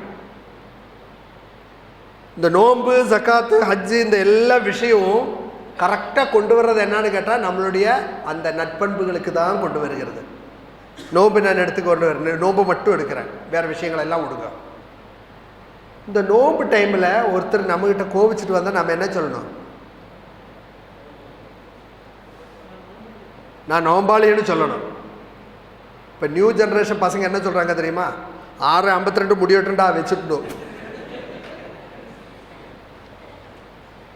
நான் நோம்பாளி அப்படி தான் சொல்லணும். இன்னி சாய்மன் 3 நாள் முன்னாடி சிறையில், சிற்றூர் தாலுக்கா சிறைச்சாலையில் கிளாஸ் எடுக்க போயிருந்தேன். சும்மா அந்த கேள்வி கேட்டேன். ஒரு நோம்பாளிகிட்ட ஒருத்தர் சண்டைக்கு வந்தால் என்ன பண்ணணும்னு கேட்டால் அதுக்குள்ளே இருந்து கரெக்டாக அரபியிலே சொல்கிறான். அப்படி ஜெயிலில் இருக்கிறவன் என்ன சொல்கிறான்? படித்தவங்க தான் அங்கேயும் இருக்கிறாங்க, ஹதீஸ் குர்ஆன்லாம் படித்தவங்க இங்கே இருக்கிறாங்க, ஜெயிலுக்குள்ளே இருக்கிறாங்க. இவன் என்னன்னு கேட்டால் இந்த செய்யக்கூடிய வேலையெல்லாம் செய்யக்கூடிய நேரத்தில் மோசமான விஷயங்களையும் பண்ணுறாங்க. கடைசியில் அந்த மாதிரி போயிட்டு மாட்டேன். நான் பாலக்காடு குத்பா கொடுத்துட்டு இருக்கக்கூடிய பள்ளியில் 2 பேருக்குள்ள ஒரு சின்ன ஒரு வியாபார சம்மந்தமாக சின்ன ஒரு தகராறு ஆயிடுச்சு. அப்போ ஹத்தீப்ன்ற அடிப்படையில் அவர் என்ன வந்து பார்த்து 2 பேரும் எங்களுக்கு கொஞ்சம் சமரசம் பேசுவீங்க, எங்களுக்குள்ள சின்ன ஒரு கருத்து வேறுபாடு, கொஞ்சம் நீங்கள் பேசுங்கன்னு. சரி, நான் கூப்பிட்டேன். 2 பேரையும் ஒரே நேரத்தில் கூப்பிட்டு பேச முடியாத, ஒவ்வொருத்தரையாக கூப்பிட்டேன். முதல்ல ஒருத்தரை கூப்பிட்டு விஷயங்கள் எல்லாம் பேசினேன்.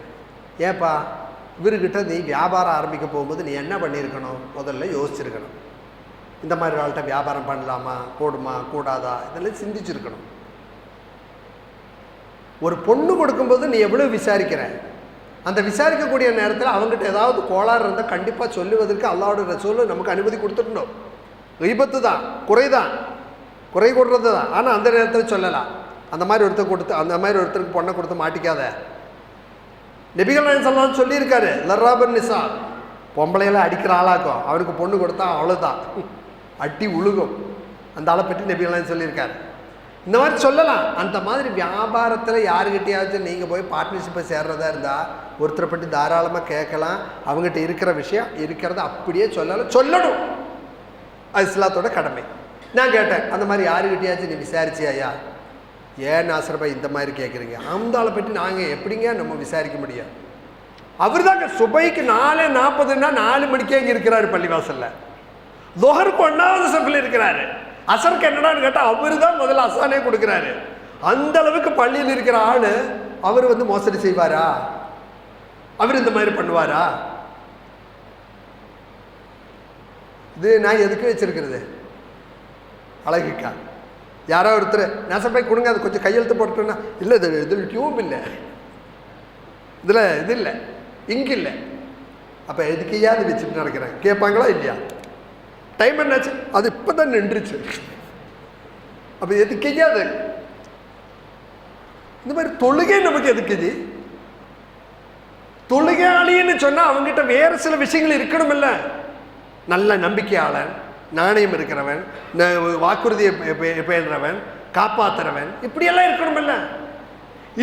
இந்த அடிப்படையில் தொழுகையும் நோம்பும் ஜக்காத்தும் ஹஜ்ஜும் எல்லாம் இங்கே கொண்டு வரும்போது அது என்ன ஆகுதுன்னு கேட்டால், நம்மளுடைய பழக்க வழக்கங்கள் நல்ல ஆளுகளாக நம்ம மாறுவோம். நல்ல பண்பு நலங்கள் இருக்கக்கூடிய ஆட்களாக மாறினால், அன்னைக்கு முஸ்லீம்களுடைய பக்கத்தில் இருந்து யூதர்கள் வீடு விற்று போகிறதுக்கு இரட்டி விலை கேட்டாங்க. 10 மடங்கு அதிகமாக விலை கேட்குறாங்க. ஏன்னா முஸ்லீம்களோட பக்கத்தில் வீடு வேணும்னா சாதாரணமாக இல்லை, அவங்களுடைய அண்டை வீட்டுக்காரிட்ட பழக்கம் இவங்க கூட இருக்கணும்னா அதிர்ஷ்டம் செஞ்சு வைக்கணும், கொடுத்து வச்சிருக்கணும் ஐயா, அதனால இவ்வளவு அதிக விலை சொல்லியிருந்தாங்க. இன்றைக்கி நம்ம பசங்க இருக்கிற ஸ்கூலில் பசங்களை அனுப்புறதில்லை. மோசமான வார்த்தைகள் எல்லாம் அங்கே போய் நம்ம பசங்க படிச்சிருவாங்க. அதனால் துருக்க பசங்க நிறைய இருக்கிற பஸ்ஸில் நம்ம குழந்தைகளும் போக வேண்டாம். நம்ம ஏரியாவில் ஒருத்தர் குடி வர்றதுக்கு பயப்படுறாங்க. நம்மளே அவங்க ஏரியாவில் ஒரு குடி போய் வீடு கேட்டால் தர்றதுக்கு அவங்க தயங்குறாங்க. என்ன காரணம்? நம்மளுடைய பழக்க வழக்கம், பண்பாடு, நம்மளுடைய கலாச்சாரம் அந்த அளவுக்கு நல்லா இருக்கு. இந்த அத்தனை அமலும் நமக்கு சொல்கிறது என்ன? சமீபத்தில் எங்கேயோ ஒரு கதை படித்தேன் நான். அது படித்த போது எனக்கு கரெக்டாக நம்ம தொழுகை சம்மந்தம், நோன்பு ஜக்காத்து சம்மந்தமாக இது மாதிரி தெரிஞ்சிருச்சு. என்ன கதை தெரியுமா? ஒருத்தர் ஒரு ஆஃபீஸில் வேலை செஞ்சுருக்காரு, ரயில்வேல வேலை செஞ்சுருக்காராம்மா. இது ட்ராக்மேன் அந்த ஆளோட வேலை. இந்த ட்ராக் இருக்குல்ல, தண்டவாளம், அது இப்படி தட்டிட்டு நடக்கிறது. எங்கேயாச்சும் நெட்டு கழட்டுருச்சுன்னா இந்த தட்டும்போது அந்த செட்டு கேட்டு தெரியும் இல்லையா? நமக்கு ஆளுகள்கிட்ட பேசினாலே கொஞ்சம் நெட்டு கழட்டா தெரியும் இல்லையா? கொஞ்சம் கழண்ட ஆளாக்கும். அந்த மாதிரி தட்டும்போது தெரியும். அப்போ இவர் அந்த மாதிரி வேலை பாவம் 10-30 வருஷமாக ஒரு நாள் கூட லீவ் போடாமல் கரெக்டாக வேலை செஞ்சுட்டாரு. ஒரு நாள் கூட லீவ் போடாமல் 30 வருஷம் வேலை செஞ்சாலும் சும்மா அனுப்பலாமா? கூடாது. என்ன பண்ணோம்? நல்லா ஒரு இது கொடுத்து நல்லா சென்ட் ஆஃப் நடத்தணும். அன்றைக்கி அமைச்சருக்கு டைம் இல்லை, அதனால் அமைச்சருக்கு குட்டு கீழே இருக்கக்கூடிய பெரிய ஆளே வந்துட்டார். வந்து இவரை பற்றி எல்லாம் நல்லது பேசுனாங்க. ஒரு மனுஷனை பற்றி எப்போ நல்லது பேசுவாங்க? அதனால மவுத்தாகணும், இல்லைன்னா ரிட்டையர் ஆகணும். ரிட்டையர் ஆகும்போது ரொம்ப நல்லா பேசுவாங்க.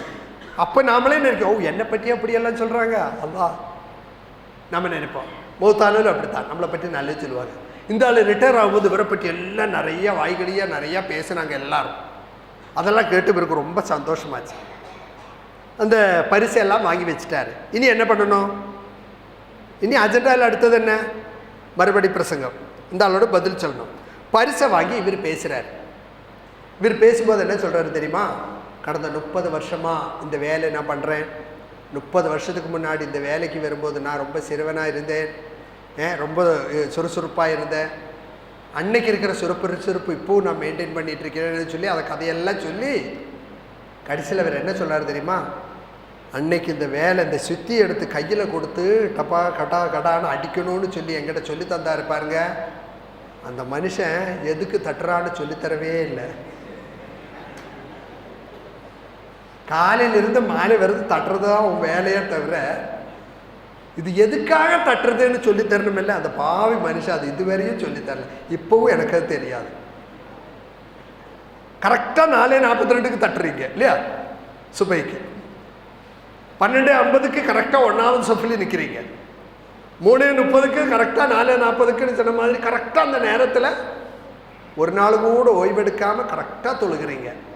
ஆனால் தொழுகை எதிர்பார்த்த விஷயம் நம்மகிட்ட உண்டா? அந்த தொழுகையை பார்த்து என்ன பண்ணுறாங்க? நம்மளை வியாபாரத்துக்கு, கச்சவடத்தில், வியாபாரத்தில் இதை பார்ட்னராக சேர்த்துடுறாங்க, காசை ஒப்படைச்சிடுறாங்க. நம்பிக்கையோட தொழுகையாளு தானே, அவர் அந்த மாதிரி பண்ண மாட்டார், இப்படி ஒரு எண்ணத்தில் இந்த மாதிரிலாம் செய்கிறாங்க.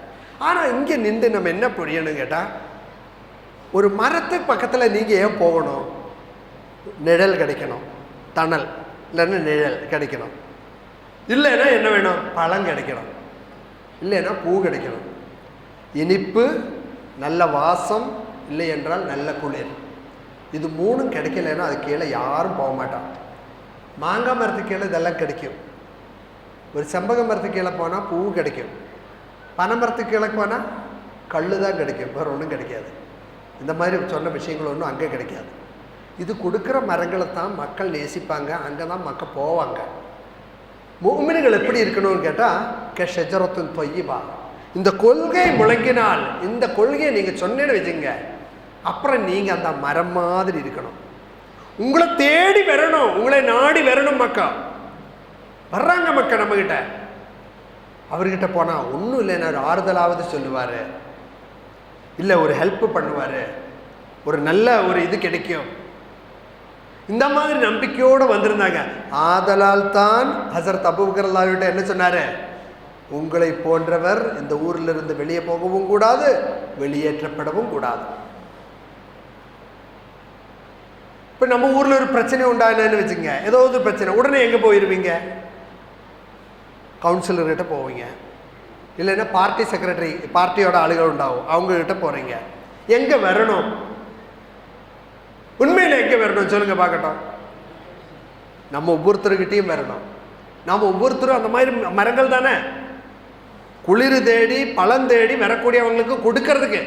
கல்லடி வாங்கினா தான் பழம் தர முடியும், வெயில் கொண்டா தான் நிழல் கொடுக்க முடியும், வெயிலில் நாம் நின்றா தான் இன்னொருத்தருக்கு நிழல் தர முடியும், இல்லைன்னா முடியாது.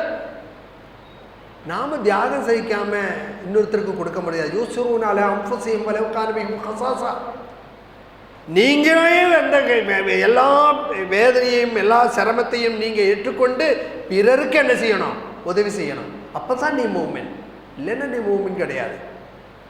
அப்படிப்பட்ட ஒரு மூமினாக இருந்தால் கண்டிப்பாக மக்கள் நம்மளை தேடி வரும். அதுதான் இப்ராஹிம் அலைஹிஸ்ஸலாம் மக்கள் எல்லாம் தேடி வந்தாங்க. இப்ராஹிம் அலைஹிஸ்ஸலாம் என்ன எப்படி இருந்தாருன்னு கேட்டால், நம்ம தொழுகையில் முதல் சொல்லக்கூடிய அந்த கோஷம் இப்ராஹிம் நபி அலைஹிஸ்ஸலாமோட கோஷம் வைக்கும். இன்னி வஜஹத்து வஜஹல்லதி மில்லத் அபீக்கும் இப்ராஹிம், நீ உங்களுடைய மில்லத்து உங்களுடைய மார்க்கம்னு சொல்றது இப்ராஹிமோட மார்க்கமாக்கும். என்ன இப்ராஹிம் எந்த அளவுக்கு எடுத்து சொல்ற? ஒவ்வொரு அத்தஹியாத்துலையும் 1,20,000 நபில அண்ணலம் பெருமானா ஸல்லல்லாஹு அலைஹி வஸல்லம் தவிர வேற எந்த நபியை சொல்றீங்க நீங்க? இப்ராஹிம் அலைஹிஸ்ஸலாம் மட்டும்தான். என்ன காரணம்? இப்ராஹிம் நபி அலைஹிஸ்ஸலாமில் உங்களுக்கு முன்மாதிரி உண்டோ? நபிகள் நாயகத்தில் எப்படி முன்மாதிரி உண்டோ அதே மாதிரி முன்மாதிரி உண்டோ? அந்த கொள்கை பிடிப்பிருக்கக்கூடிய ஒரு நபரை தொழாவை நீங்கள் எங்கேயும் போக வேண்டாம், இப்ராஹிமில் பார்க்கலாம். கலீலுல்லாஹ் இப்ராஹிம், ஒரே நேரத்தில் இப்ராஹிம் நபி இறைவனுக்கு ரொம்ப நெருங்கிய தோழனாக இருந்தார். அதே நேரத்தில் இப்ராஹிம் மக்களுக்கெல்லாம் ஜாயிலுக்கல்லின்னாஸ் இமாமா, அத்தனை மக்களுக்கும் தலைவராகவும் இருந்தார். ஒரு பக்கத்தில் அவர் இறைவனுக்கு தோழனாக இருக்கிறார், மறுபக்கத்தில் அவர் மக்களுக்கு தலைவராக இருக்கிறார். ஒரு பக்கத்தில் மக்களுக்கு தலைவராக இருக்கும்போது மறுபக்கத்தில் இறைவனுக்கு தோழனாக இருக்கிறார். இந்த ஊரில் மக்களுக்கு தலைவர் யாருங்க? யாரோ ஒருத்தர், அவரை பற்றி சொல்ல வேண்டாம். அவருக்கும் இறைவனுக்கும் இருக்க தொடர்பு எப்படி? யாரும் சொல்ல மாட்டீங்க, சொல்ல முடியாது. ஒன்றுமில்லாமல் அரசாங்கத்துக்கு ஆட்சிக்கு வந்தவனாக்கும், கையில் 10 பைசா இல்லாமல் வந்தால் இன்னைக்கு 630 கோடியோடு நிற்கிறா இல்லையா? உங்கள் சட்டசபையில் எத்தனை பேர் 600 கோடிக்கு மேலே இருக்கிறவங்க தெரியுமா? பேப்பரை படிச்சிங்களா? ஒன்றுமில்லாத வந்தவன் கோடி கோடியாக சேர்த்துறான். எப்படி? இறைவனுக்கும் அவனுக்கு தொடர்புண்டா? மக்களோட தலைவனுக்கு இறைவனுக்கு தொடர்பு இல்லை. இறைவனுடைய நெருங்கியாளு யாரு? அதுவும் சொல்ல மாட்டேங்குது. அஜர்த்து என்ன சொல்றதுக்கு சந்தேகம். அவர் தானே எப்போ அல்லாஹ் கூடயே இருக்கிறார். அவருக்கும் மக்களுக்கும் இருக்கிற தொடர்பு எப்படி? பிக் ஜீரோ இல்லையா? அவர் தொழுக முடிப்பார், அப்படியே அங்கே போவார். ஒரு ரூம் உண்டாகும் அந்த பக்கம், இங்கே இல்லையே போல தெரியுது. சில பள்ளிவாசல் எல்லாம் உண்டு, முடிச்சா அப்படியே அந்த ஹிஸ்டரி கூட ஒன்றும் தாகாது, அப்படியே ரைட்டாக அப்படியே போயிடுவாங்க. அப்படி போயிடும். ஒரு மனுஷங்கிட்ட பேச மாட்டான், ஒன்றும் செய்ய மாட்டான். அப்படி ஒரு மக்கள்கிட்ட எந்த தொடர்பும் இல்லை. இஸ்லாம் என்ன சொல்லுது? இது ரெண்டையும் நீங்கள் ஒன்று சேர்க்கணும். ஒரே நேரத்தில் நீங்கள் மக்களுக்கு தலைவராகவும் இருக்கணும், இறைவனுக்கு தேசம் இருக்கக்கூடிய இறைவனுடைய நண்பராகவும் இருக்கணும். முடியுமா? இந்த கெலிமா சொன்னால் அப்படி ஆகும். இந்த கெலிமா உங்களை அந்தப்படி ஒரு ஸ்டேஜில் கொண்டு வரணும். அப்போ உங்களை நாடி வரும், உங்களை தேடி வரும், தொலாவி வரும் அப்படிப்பட்ட ஆட்களை. அதுக்கு உங்களுக்கு ஆட்சி வேண்டாம், அதிகாரம் வேண்டாம், ஒன்றும் வேண்டாம். இந்த பண்பு மட்டும் உங்கள்கிட்ட இருந்தால் போதும். ஒரே நேரத்தில் இறைய நம்பிக்கையாக இருக்கக்கூடிய ஆளுகளாக இருக்கிறீங்க, அதே நேரத்தில் நீங்கள் மக்களுக்கெல்லாம் ஒரு மரம் போல மக்களுக்கெல்லாம் இதெல்லாம் கொடுக்கக்கூடிய ஆட்களாகவும் இருக்கிறீங்க. அது எப்போ கொடுக்கும் தெரியுமா? துத்தி உக்குலஹா பிகுல்லி ஹீனின். அது ரம்ஜானில் மட்டும் ஒரு கொஞ்சம் அரிசி கொண்டு போய் கொடுக்கறதில்ல. தூத்தி உக்குலவா எல்லா காலத்திலையும் கொடுக்குவான். எலெக்ஷன் டைமில் மட்டுமே இது செய்யறதில்ல. இப்போ அரசியல் தலைவர்கள் எப்படி எப்போ செய்வாங்க? அந்த டிவி எல்லாம் இலவசமாக கொடுக்கறதெல்லாம் ஒதுக்கி வச்சு கடைசியில் எலெக்ஷனுக்கு ஒரு மாதம் முன்னாடி கொடுப்பாங்க. எதுக்கு? அப்போ தான் ஞாபகம் உண்டாகும். இவன் அப்படியல்ல, ஒரு நம்பிக்கையாளர். அவன் காலமெல்லாம் கொடுத்துட்டே இருப்பான். அவனுக்கு வேற இது இல்லை, வேற எண்ணங்கள் இல்லை, வேற ஹிடன் அஜெண்டா கிடையாது. அல்லாஹ்வுடைய ஹுப்பு தான். இறை உவப்பை பெற வேண்டும், திருப்தியை பெற வேண்டும். அதை தவிர வேற எந்த நாட்டமும் இல்லை. அந்த அடிப்படையில் ஒரு முஃமினாக, ஒரு நம்பிக்கையாளனாக நம்மளால் மாற முடியுமா? இந்த கொள்கை சரியா உள்ள வந்துருச்சுன்னு பாருங்க, அது அப்படி ஆயிரும். அப்படி வரணும், அது வந்தால் தான் சரியாயிடும். இப்போ நான் முடிக்கிறேன். நமக்கு டைமு ஆயிடுச்சு இல்லையா? சாதாரணமாக 1 மணி நேரம் தான் அங்கே பேசுகிறது, இன்னும் 1 மணி நேரத்துக்கு மேலே போயிடுச்சு போல் தெரியுது. முடிக்கிறேன். இப்போது கடைசியில் நம்ம இந்த விஷயத்தை சொல்ல போகும்போது, இந்த தொழுகை, நோன்பு, ஜக்காத்து, ஹஜ்ஜு, இந்த ஒவ்வொரு விஷயம் நம்மளுடைய பண்பு நலன்களை டார்கெட் செய்யணும். நம்மளுடைய பண்பாடுகளை, நம்மளுடைய கல்ச்சர், நம்மளுடைய கொடுக்கல் வாங்கல், பழகல், அணுகுமுறை, இதில் ஒவ்வொன்றிலும் நான் சொன்னேன்ல, நோம்பாளிகிட்ட கேட்டால் நான் நோம்பாளி. இந்த டாஸ்மாக்கு முன்னாடி ஆளுக க்யூ நிற்பாங்கல்ல, எங்கள் ஊர்லெல்லாம் க்யூ நின்றுட்டு தான் கொடுப்பாங்க. இங்கே அப்படித்தானா? நீங்கள் போயிட்டு இல்லை, சரி பார்த்துட்டு இல்லையா? ஏங்க அது கூட பார்க்கலையா? க்யூ நிற்பாங்க. எங்கள் ஊர்ல எல்லாம் நிறைய க்யூ நிற்பாங்க. அந்த க்யூ நிற்கிற இடத்துல ஏதாவது ஒரு போலீஸ்காரன் யூனிஃபார்மோட போய் நிற்பானா? தான் யூனிஃபார்மில் இருக்கிறான் இல்லையா, டியூட்டியில் இருக்கிறப்போ. இங்கே டியூட்டியில் நின்று பல விஷயங்களும் செய்கிறதுண்டு தமிழ்நாட்டில், அது அங்கே இருக்கட்டும். அதை சொல்ல, ஒருத்தர் தண்ணி வாங்கிறதுக்கு, இந்த மாதிரி மது வாங்கிறதுக்கு தன்னுடைய யூனிஃபார்மில் போய் நிற்பானா? நிற்க மாட்டான். ஏன்னு கேட்டால் அந்த யூனிஃபார்முக்கு ஒரு டிக்னிட்டி உண்டு, அதற்கு ஒரு மரியாதை உண்டு. அதனால அவன் என்ன பண்ண மாட்டான், அந்த யூனிஃபார்மோட போய் நிற்க மாட்டான். ஒரு நோம்பாளியானாலும், தொழுகையாளியானாலும், ஜக்காத்து கொடுக்குறவனானாலும், ஹஜ்ஜு செய்கிற ஆளானாலும் அவன் ஒரு யூனிஃபார்மில் இருக்கிறான். காலையில் 4:42 அவன் நோம்புகளை 6:52 நோம்பு திறக்கிற வரையும் தான் ஒரு யூனிஃபார்மில் ஆகும். அந்த யூனிஃபார்முக்கு ஒரு டிக்னிட்டி உண்டு. அந்த நேரத்தில் செய்யக்கூடாத விஷயங்கள் செய்ய மாட்டான். இது எதுக்குன்னு கேட்டால் நோம்புக்கு மட்டுமல்ல, நோம்புக்கு பிறகும் நான் இன்ஷா அல்லாஹ் அப்படித்தான் இருப்பேன். இந்த அடுத்த வருஷம் நல்ல வேனல், நல்ல வெயிலையாக்கு நோம்பு வரப்போகுது. அசர் தொழுகைக்கு தண்ணி வாயில் வச்சா அப்படி கீழே பிடிச்சி இழுக்கும் இல்லையா? அந்த நேரத்தில் ஒரு சொட்டு தண்ணி உள்ளே விட்டால் யாராவது தெரியுமா? லெஃப்ட்டு ரைட்டு யாராவது தெரியுமா? தெரியாது. விடுறதுண்டா? விடுறதில்லை. என்ன காரணம்? அல்லாஹ் பார்த்து கொண்டிருக்கிறான். அவனுடைய சர்வைலன்ஸ் கேமரா அப்படி நேரம் நம்ம முன்னாடி வச்சிருக்குது. அல்லாஹ் தண்ணி குடிக்கிறது மட்டும்தான் பார்க்குறானா? இல்லை நோம்புல மட்டும்தான் பார்க்குறானா? நோம்பு பிடிச்சா பார்க்க மாட்டானா? ராகிபில்லா ஃபஇல்லன் தகுன் தராஹு ஃபஇன்னஹு யராக. உன்னால் பார்க்க முடியவில்லைனாலும் அவன் உன்னை பார்த்து கொண்டிருக்கிறான் என்ற ஒரு எண்ணம். அந்த இறைவனிடம் அப்படி நம்ம கண்டிப்பாக பதில் சொல்லணும், இதெல்லாம் சொல்லித்தான் ஆகணும் என்ற எண்ணத்தோடு நம்ம போக முடியணும். இன்ஷா அல்லாஹ் அப்படி போனேன்னு வச்சுங்க, அது ஒரு பெரிய மாற்றம். என்னுடைய அனுபவத்தில் இருந்த ஒரு விஷயம் சொன்னால் உங்களுக்கு அது இன்னும் கொஞ்சம் செழிப்பாக தெரியும். அதாவது அந்த மாதிரி நிறைய விஷயம் நீங்கள் எல்லாம் செய்கிற ஆளுக தான். நான் இந்த சம்பவத்தை ஏன் சொல்கிறேன்னு கேட்டால், அந்த மாதிரி ஒரு விஷயத்தை சொல்லும்பொழுது இந்த சமூகம் இன்னைக்கு எந்த அளவுக்கு ஒருத்தருக்கு ஒருத்தர் உதவி செய்யாமல், ஒருத்தருக்கு ஒரு இது இல்லாமல், ஏதாவது எங்களுக்கு தேவை இருந்தால் மட்டும்தான் இன்னொருத்தருக்கு உதவி செய்கிறது, அல்லாமல் ஒரு மனுஷனுக்கு உதவி செய்யக்கூடிய காலம் இல்லை. ஒரு அம்மாவும் 2 மக்களும், 2 பிள்ளைகளும் ஒரு அம்மாவும் தற்கொலை செய்யக்கூடிய நிலைமை. பெரிய கதை பூரா சொல்ல முடியாது, நேரம் இல்லை. தற்கொலை செய்யக்கூடிய நிலைமையில் அவங்கள நமக்கு தெரிஞ்ச ஒருத்தர்கிட்ட கிடைக்குது.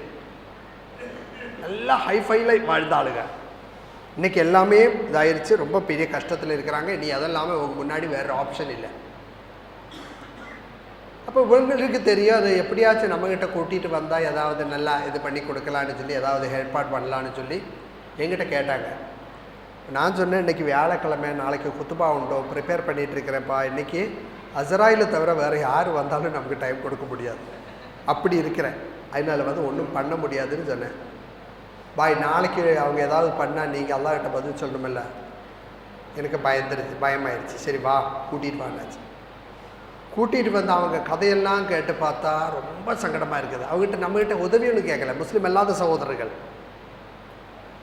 என்ன கேட்டாங்க தெரியுமா? நம்ம ஆளுகளாக இருந்தால் முதல்ல அதுதான் கேட்பாங்க, காசு தான் கேட்பாங்க.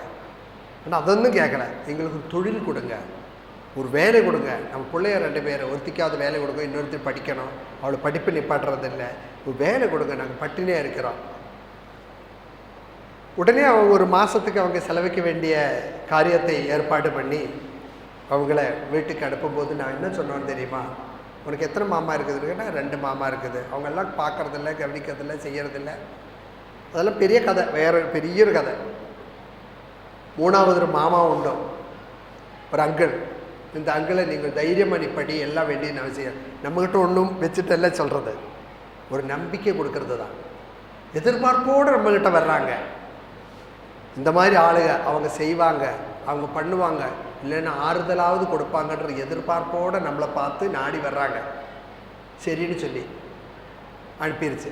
ஒரு மாதத்துக்கு வேண்டிய பைசா இதெல்லாம் வாங்கி போடுங்க, போங்க, பிள்ளை படிக்கட்டும், அதுக்கு வேண்டிய ஏற்பாடு பண்ணலாம். இவர் அங்கே வெளியே இறங்கின உடனே என்னுடைய குத்துபாவில் பங்கேற்கக்கூடிய ஒருத்தர்கிட்ட, ஒரு பெரிய செல்வாந்தர் ஒருத்தர் இருக்கார், அவரை சும்மா கூப்பிட்டேன். இந்த மாதிரி முஸ்லீம் இல்லாத ஒரு சகோதரி, ஒரு பொண்ணு படிக்க முடியாமல் இருக்கிறா, அப்படி படிப்பு நிற்கிறாட் போட்டுது, ஃபீஸ் கட்டணும், செமஸ்டர் ஃபீஸ் கட்டணும், என்ன பண்ணுறது? எத்தனை ரூபா வரும் நசர் பாய்? 7000. கட்டுங்க ஜி, நான் கொடுத்துட்றேன், பிள்ளைய படிக்கட்டும் சொல்லிட்டார். இவங்க அங்கே வீட்டில் போன உடனே நான் ஃபோன் பண்ணிட்டு சொன்னேன், அக்கா இந்த மாதிரி பொண்ணு படிக்கட்டும், சேச்சி இந்த மாதிரி குட்டி படிக்கட்டும், ஃபீஸு கட்டுறதுக்கு தயாராக இருக்கார் ஒருத்தர், நாளைக்கே வந்து ஃபீஸ் கலெக்ட் பண்ண சொல்லுங்கள், கட்ட சொல்லுங்கள், அங்கே பைசா தருவாருன்னு சொல்லுங்கள். உடனே அந்த அம்மா சொன்ன பதில் என்ன தெரியுமா உங்களுக்கு? சார், நாங்கள் வந்து ஒரு முடிவில் இருந்ததாக்கும், கடைசியில் எப்படியோ உங்ககிட்ட வந்தோம், நீங்கள் அங்கேருந்து தந்த அந்த தைரியமும் ஆறுதலும் எல்லாம் நாங்கள் அந்த முடிவை மாற்றினோம். என்ன முடிவுன்னு உங்களுக்கு தெரிஞ்சதில்லை, அது வெளிப்படையாக என்கிட்ட சொல்லு. அப்புறம் என்ன சொல்கிறாரு தெரியுமா? எங்கள் மக்கள் என்ன சொல்கிறாங்க தெரியுமா? கடவுளோட நிறைய படம் இங்கே வச்சுட்டுண்டோம், அந்த படத்தை அங்கேருந்து மாற்றி அந்த சாரோட படம் இங்கே வைக்கணும், அதில் நமக்கு ஊதுபத்தி வைக்கணும், அதுக்கு தான் நீ பூஜை பண்ணணும்னு சொல்கிறாங்க. அப்போ நான் சொன்னேன், நீங்கள் என்ன வந்து கடவுளாக நீங்கள் பார்க்குறீங்க, நான் வந்து உங்களை கடவுளாக பார்க்குறோம். நாளைக்கு நான் மௌத்தாய் போனால் அல்லாஹ் சுப்ஹானஹு வ தஆலா கேட்பான், ஏப்பா நான் ஒன்றும் இல்லாத வந்தபோது நீ என்னை கவனிச்சியா? அல்லாஹ் உனக்கு என்ன அவ்வளோ கஷ்டம், என்னுடைய அடியாக வரலையா? ஐயா உங்ககிட்ட 2 குழந்தைய பிடிச்சிட்டோம் வீட்டில், நான் ஏறி வரலையா? அப்படி அல்லாஹ் ஒரு கேள்வி கேட்கும். அந்த நேரத்தில் நான் கண்டுக்கலைன்னு சொன்னால் கண்டிப்பாக என்னுடைய அல்லாஹ் என்னை தண்டிப்பான். அந்த ஒரு நம்பிக்கை. இப்போ வந்து கடவுள் நான் இல்லை, நீங்கள் தான் கடவுள். எத்தனையோ ஆளுகள் இருக்காங்க, பஞ்சாயத்து மெம்பர் இருக்குது, பார்ட்டி செக்ரட்டரி இருக்குது, வேறு ஆளுகள் இருக்குது, மஹல்லா ஆளுகள் இருக்குது, உங்கள் சங்கத்தோட ஆளுகள் இருக்குது. எங்கேயும் போகாமல் கரெக்டாக என்னுடைய வீடு தேடி உங்களை கொண்டு வந்தவங்கல்ல, இதில் இறைவன் என்னத்தான் கண்ணியப்படுத்தி இருக்கிறான். உங்களுக்கு உதவி செய்வதற்கு இறைவன் என்னத்தான் செலக்ட் பண்ணியிருக்கிறான். அது என்ன கண்ணியப்படுத்தியது? இது நான் உங்களுக்கு செய்கிற ஒரு சலுகை அல்ல, உங்களே உதவி செய்கிறதுக்கு இறைவன் என்ன தேர்ந்தெடுத்திருக்கிறான். கடவுள் வந்து உங்கள் வீட்டில் வந்து பெல் அடிச்சுட்டு தான்ப்பா காசு பிடிச்சிக்கோன்னு தரமாட்டான். கடவுள் யாரையாவது ஒருத்தரை டெப்யூட் பண்ணுவான். அந்த டெப்யூட் பண்ண ஆள் தான் நான், அந்த வஸ்ஜரன், அந்த பிரதிநிதி, அந்த ஹலீஃபா, அது மட்டும்தான் நான். இது என்னோடது ஒன்றும் கிடையாது, என் கையில் இந்த மாதிரி செய்யணும். அடுத்த நாளில் வீட்டுக்கு வந்தாங்க. ஒன்றும் இஸ்லாத்தை பற்றி நான் பேசலை. வந்துட்டு, சார் எங்களுக்கு குர்ஆன் வேணும், இஸ்லாமிய இலக்கியங்கள் வேணும், படிக்கணும். என்னதான் நாம் செஞ்சாங்க இப்போ பாருங்க, என்ன செஞ்சாங்க? ஒன்றும் செஞ்சிடல, சும்மா ஒரு நம்பிக்கை, ஒரு தைரியம். அப்படி ஒரு அது மட்டும் கொடுத்தது. அது சொன்னால் அது கூட ஒருத்தருடைய கஷ்டத்தை கேட்கறதுக்கு ஆள் இல்லை, சொல்லுறதுக்கு ஆள் இல்லை. இப்படி இருக்கக்கூடிய ஒரு காலத்தில் ஒரு முஃமின், குறிப்பாக தமிழகத்தில், நான் எப்பவும் சொல்லுவேன் தமிழகத்தில் பற்றி, நான் கேரளாவில் இருந்தாலும் என் மனசு பூரா தமிழகத்தில் இருக்கும். தமிழகத்தில் பாருங்கள், பள்ளிவாசலுக்கு முன்னாடி குழந்தையோடு வந்து நிற்கிறாங்களே, இது இந்தியாவில் வேறு எங்கேயாச்சும் பார்க்க முடியுமா? எவ்வளோ பெரிய ஒரு நம்பிக்கை நம்ம மீது வச்சுருக்காங்க அவங்க. நீங்கள் துவா செஞ்சால் எங்கள் குழந்தைகளுக்கு குணமாகிவிடும், அவ்வளவு நல்ல ஆளுக நீங்கன்ற ஒரு நம்பிக்கை வந்து இந்தியாவில் வேறு எங்கேயும் கிடையாது. அப்படிப்பட்ட ஒரு மக்கள் மத்தியில் நானும் நீங்களும் வாழ்ந்து கொண்டிருக்கக்கூடிய நேரத்தில் நம்மளுடைய பழக்க வழக்கங்கள்னால, நம்மளுடைய உதவியினால், ஒத்தாசையினால், ஒரு சில உபதேசங்கள்னால ஒரு மனுஷனுக்காவது ஏதாவது ஹெல்ப் பண்ண முடியுமா? முடிக்கிறேன், ஒரு சின்ன தகவலை சொல்லி முடிக்கிறேன். ஒரு கிறிஸ்டி என்று சொல்லக்கூடிய ஒருத்தர், சவுதி கெசட்னு சொல்லி ஒரு பத்திரிகை உண்டு, அதில் வந்த ஒரு தகவல் நான் உங்களுக்கு பகிர்ந்து கொள்கிறேன். அவர் வந்து கிறிஸ்டியன் தானே, அவர் மெயில் நர்ஸ் படித்தாச்சு. படித்த ஒரு ஹாஸ்பிட்டலில் போன உடனே அவர் ஒரு அசைன்மெண்ட் கொடுத்தாங்க. முதல் ஒரு நோயாளியை கொடுத்தாங்க. அந்த நோயாளி எப்படிப்பட்ட நோயாளினா அல்ஷிமர்ஸ் பாதிக்கப்பட்டவர். அல்ஷிமர்ஸ்னால் தெரியுமில்ல, மறதி, யாரையும் தெரியாது, அத்தாவை தெரியாது, அம்மாவை தெரியாது, மக்களை தெரியாது, காசு தெரியாது, பணம் தெரியாது, ஒன்றும் தெரியாது, வீடு தெரியாது, அவனுடைய செருப்பு கூட தெரியாது, தன்னுடைய உடை ஆடை ஒன்றுமே தெரியாது, தன்னுடைய பெயரும் தெரியாது. அப்படிப்பட்ட ஒரு நிலைமையில் இருக்கிற ஒரு மனுஷன், ஆனால் ரொம்ப ஹெல்த்தியாக இருக்கிறார். இந்த ஆளுக்கு என்ன செய்யணும்? உதவி ஒத்தாசை செய்கிறதுக்கு, இந்த ஆளுக்கு மெடிக்கல் எய்டு கொடுக்கறதுக்கு, அவனுக்கு மெடிக்கல் அட்டென்ஷன் கொடுக்கறதுக்கு இந்த நர்ஸை ஃபஸ்ட் அசைன்மெண்ட்டாக விடுறாரு. அப்படியே வேறு அங்கே போய் அந்த ஆளை பார்க்குறாரு. அப்போ டாக்டர் ஹாஸ்பிட்டல்லேருந்து என்ன சொல்கிறாரு? அந்த ஆள் வந்து இப்போ அந்த ஆளுக்கு ஒன்றும் ஞாபகம் இல்லை, நினைவும் எல்லாம் போயிடுச்சு. இப்போ நீ பன்னிக்கறி கொடுத்தாலும் அவர் சாப்பிடுவார். அவர் முஸ்லீம் ஆக்சுவலி, ஆனால் நம்மளுடைய மெடிக்கல் எத்திக்ஸ் உண்டோம், அவனுக்கு அந்த மாதிரி மது கொடுக்கக்கூடாது, பன்னிக்கறி கொடுக்கக்கூடாது, அந்த மாதிரி ஒன்றும் கொடுக்கக்கூடாது. அதே போன்ற இத்தனை தூரம் போனால் நீ ஹலால் ஃபுட்டு கிடைக்கும், அங்கே போய் அதை வாங்கி கொண்டு வந்து அந்த ஆள் கொடுக்கணும். இந்த வெளிநாட்டுக்காருக்கு நிறைய அந்த மாதிரி கொஞ்சம் வேல்யூஸ் எத்திக்ஸ் எல்லாம் உண்டு, சில விளிம்புகள் உண்டு அவர்கிட்ட. அந்த அடிப்படையில் போனாங்க. இவர் வந்து இதெல்லாம் வாங்கி கொண்டு வந்து அப்படி கொடுத்துட்டு இருந்தாங்க. அவர் இப்படியே இந்த நோயாளியை பார்த்துட்டு இருக்கக்கூடிய நேரத்தில் நோயாளி வந்து சில நேரங்களில் சில சமிக்கைகளை காமிக்குது, சில ஆக்ஷன்களை காமிக்குது. இவருக்கு இது என்ன ஏதுன்னு புரியறதில்லை. டாக்டரை கூப்பிட்டு கேட்குறாங்க, சார் நான் கரெக்டாக மெடிசின் கொடுத்துட்ருக்குது, கரெக்டாக அவருடைய எக்ஸசைஸ் நான் பண்ணிகிட்டு இருக்குது, கரெக்டாக எல்லாம் பார்த்துட்ருக்கு, ஒரு சில நேரம் வந்தால் அவர் என்னமில்லாமோ காமிக்குது, எனக்கு என்னன்னு புரியறதில்லை. டாக்டர் கேட்டார், நீ முஸ்லீம்களோட தொழுகை பார்த்துட்டுனாரு கேட்டேன். அவருடைய முஸ்லீம் ப்ரேயர் பார்த்துட்டுனார். இல்லை சார் நான் பார்த்துட்டல, நான் முஸ்லீம்களே பார்த்துட்டல, முஸ்லீம் ப்ரேயரும் பார்த்துட்டல, நெட்டில் கொஞ்சம் டவுன்லோட் பண்ணி பாருன்னு. அவர் நெட்டில் டவுன்லோட் பண்ணி முஸ்லீம்களோட தொழுகை எப்படின்னு பார்த்துருச்சு. அப்போ தான் அவர் அசந்து போயிட்டார். தன்னுடைய பேர் தெரியாது, ஊர் தெரியாது, வீடு தெரியாது, நாடு தெரியாது, மனைவியை தெரியாது, மக்களை தெரியாது, ஆனால் தொழுகை மட்டும் மறக்கவில்லை. அந்த ஒவ்வொரு நேரத்தில் கரெக்டாக தொழுகிறார். அவர் என்னமோ சொல்கிறாங்க, ஃபாத்திஹா மறந்துட்டில்ல, சூரா மறந்துட்டில்ல. இவருக்கு பயங்கரமான அற்புதமாயிருச்சு. நேராக அடுத்த பக்கத்தில் பள்ளிவாசலில் போகிறார். அங்கே போய் கேட்குறாங்க, ஒரு மனுஷன் தன்னுடைய வாழ்க்கையில் அத்தனை விஷயங்களும் மறந்தாலும் இந்த தொழுகையும் அந்த ப்ரேயரும் மறக்காமல் இருக்கிற அளவுக்கு, அது உள்ளில் தக்க வைக்கிற அளவுக்கு நீங்கள் எப்படி தான் இது கற்றுக் கொடுக்குறீங்க? அஜர்த்து சொன்னார், நாங்கள் எல்லாத்துக்கும் ஒவ்வொரு மாதிரி தான் கற்றுக் கொடுக்குறோம், ஆனால் ஒரு சில விஷயங்கள், ஒரு சில ஆளுங்க வந்து அது ரொம்ப உள்ளில் எடுத்து வைக்கிறான். நீங்கள் வந்து காசு எங்கே போடுவீங்க? டேபிளுக்கு மேலே போடுவீங்க. நகை எங்கே போடுவீங்க?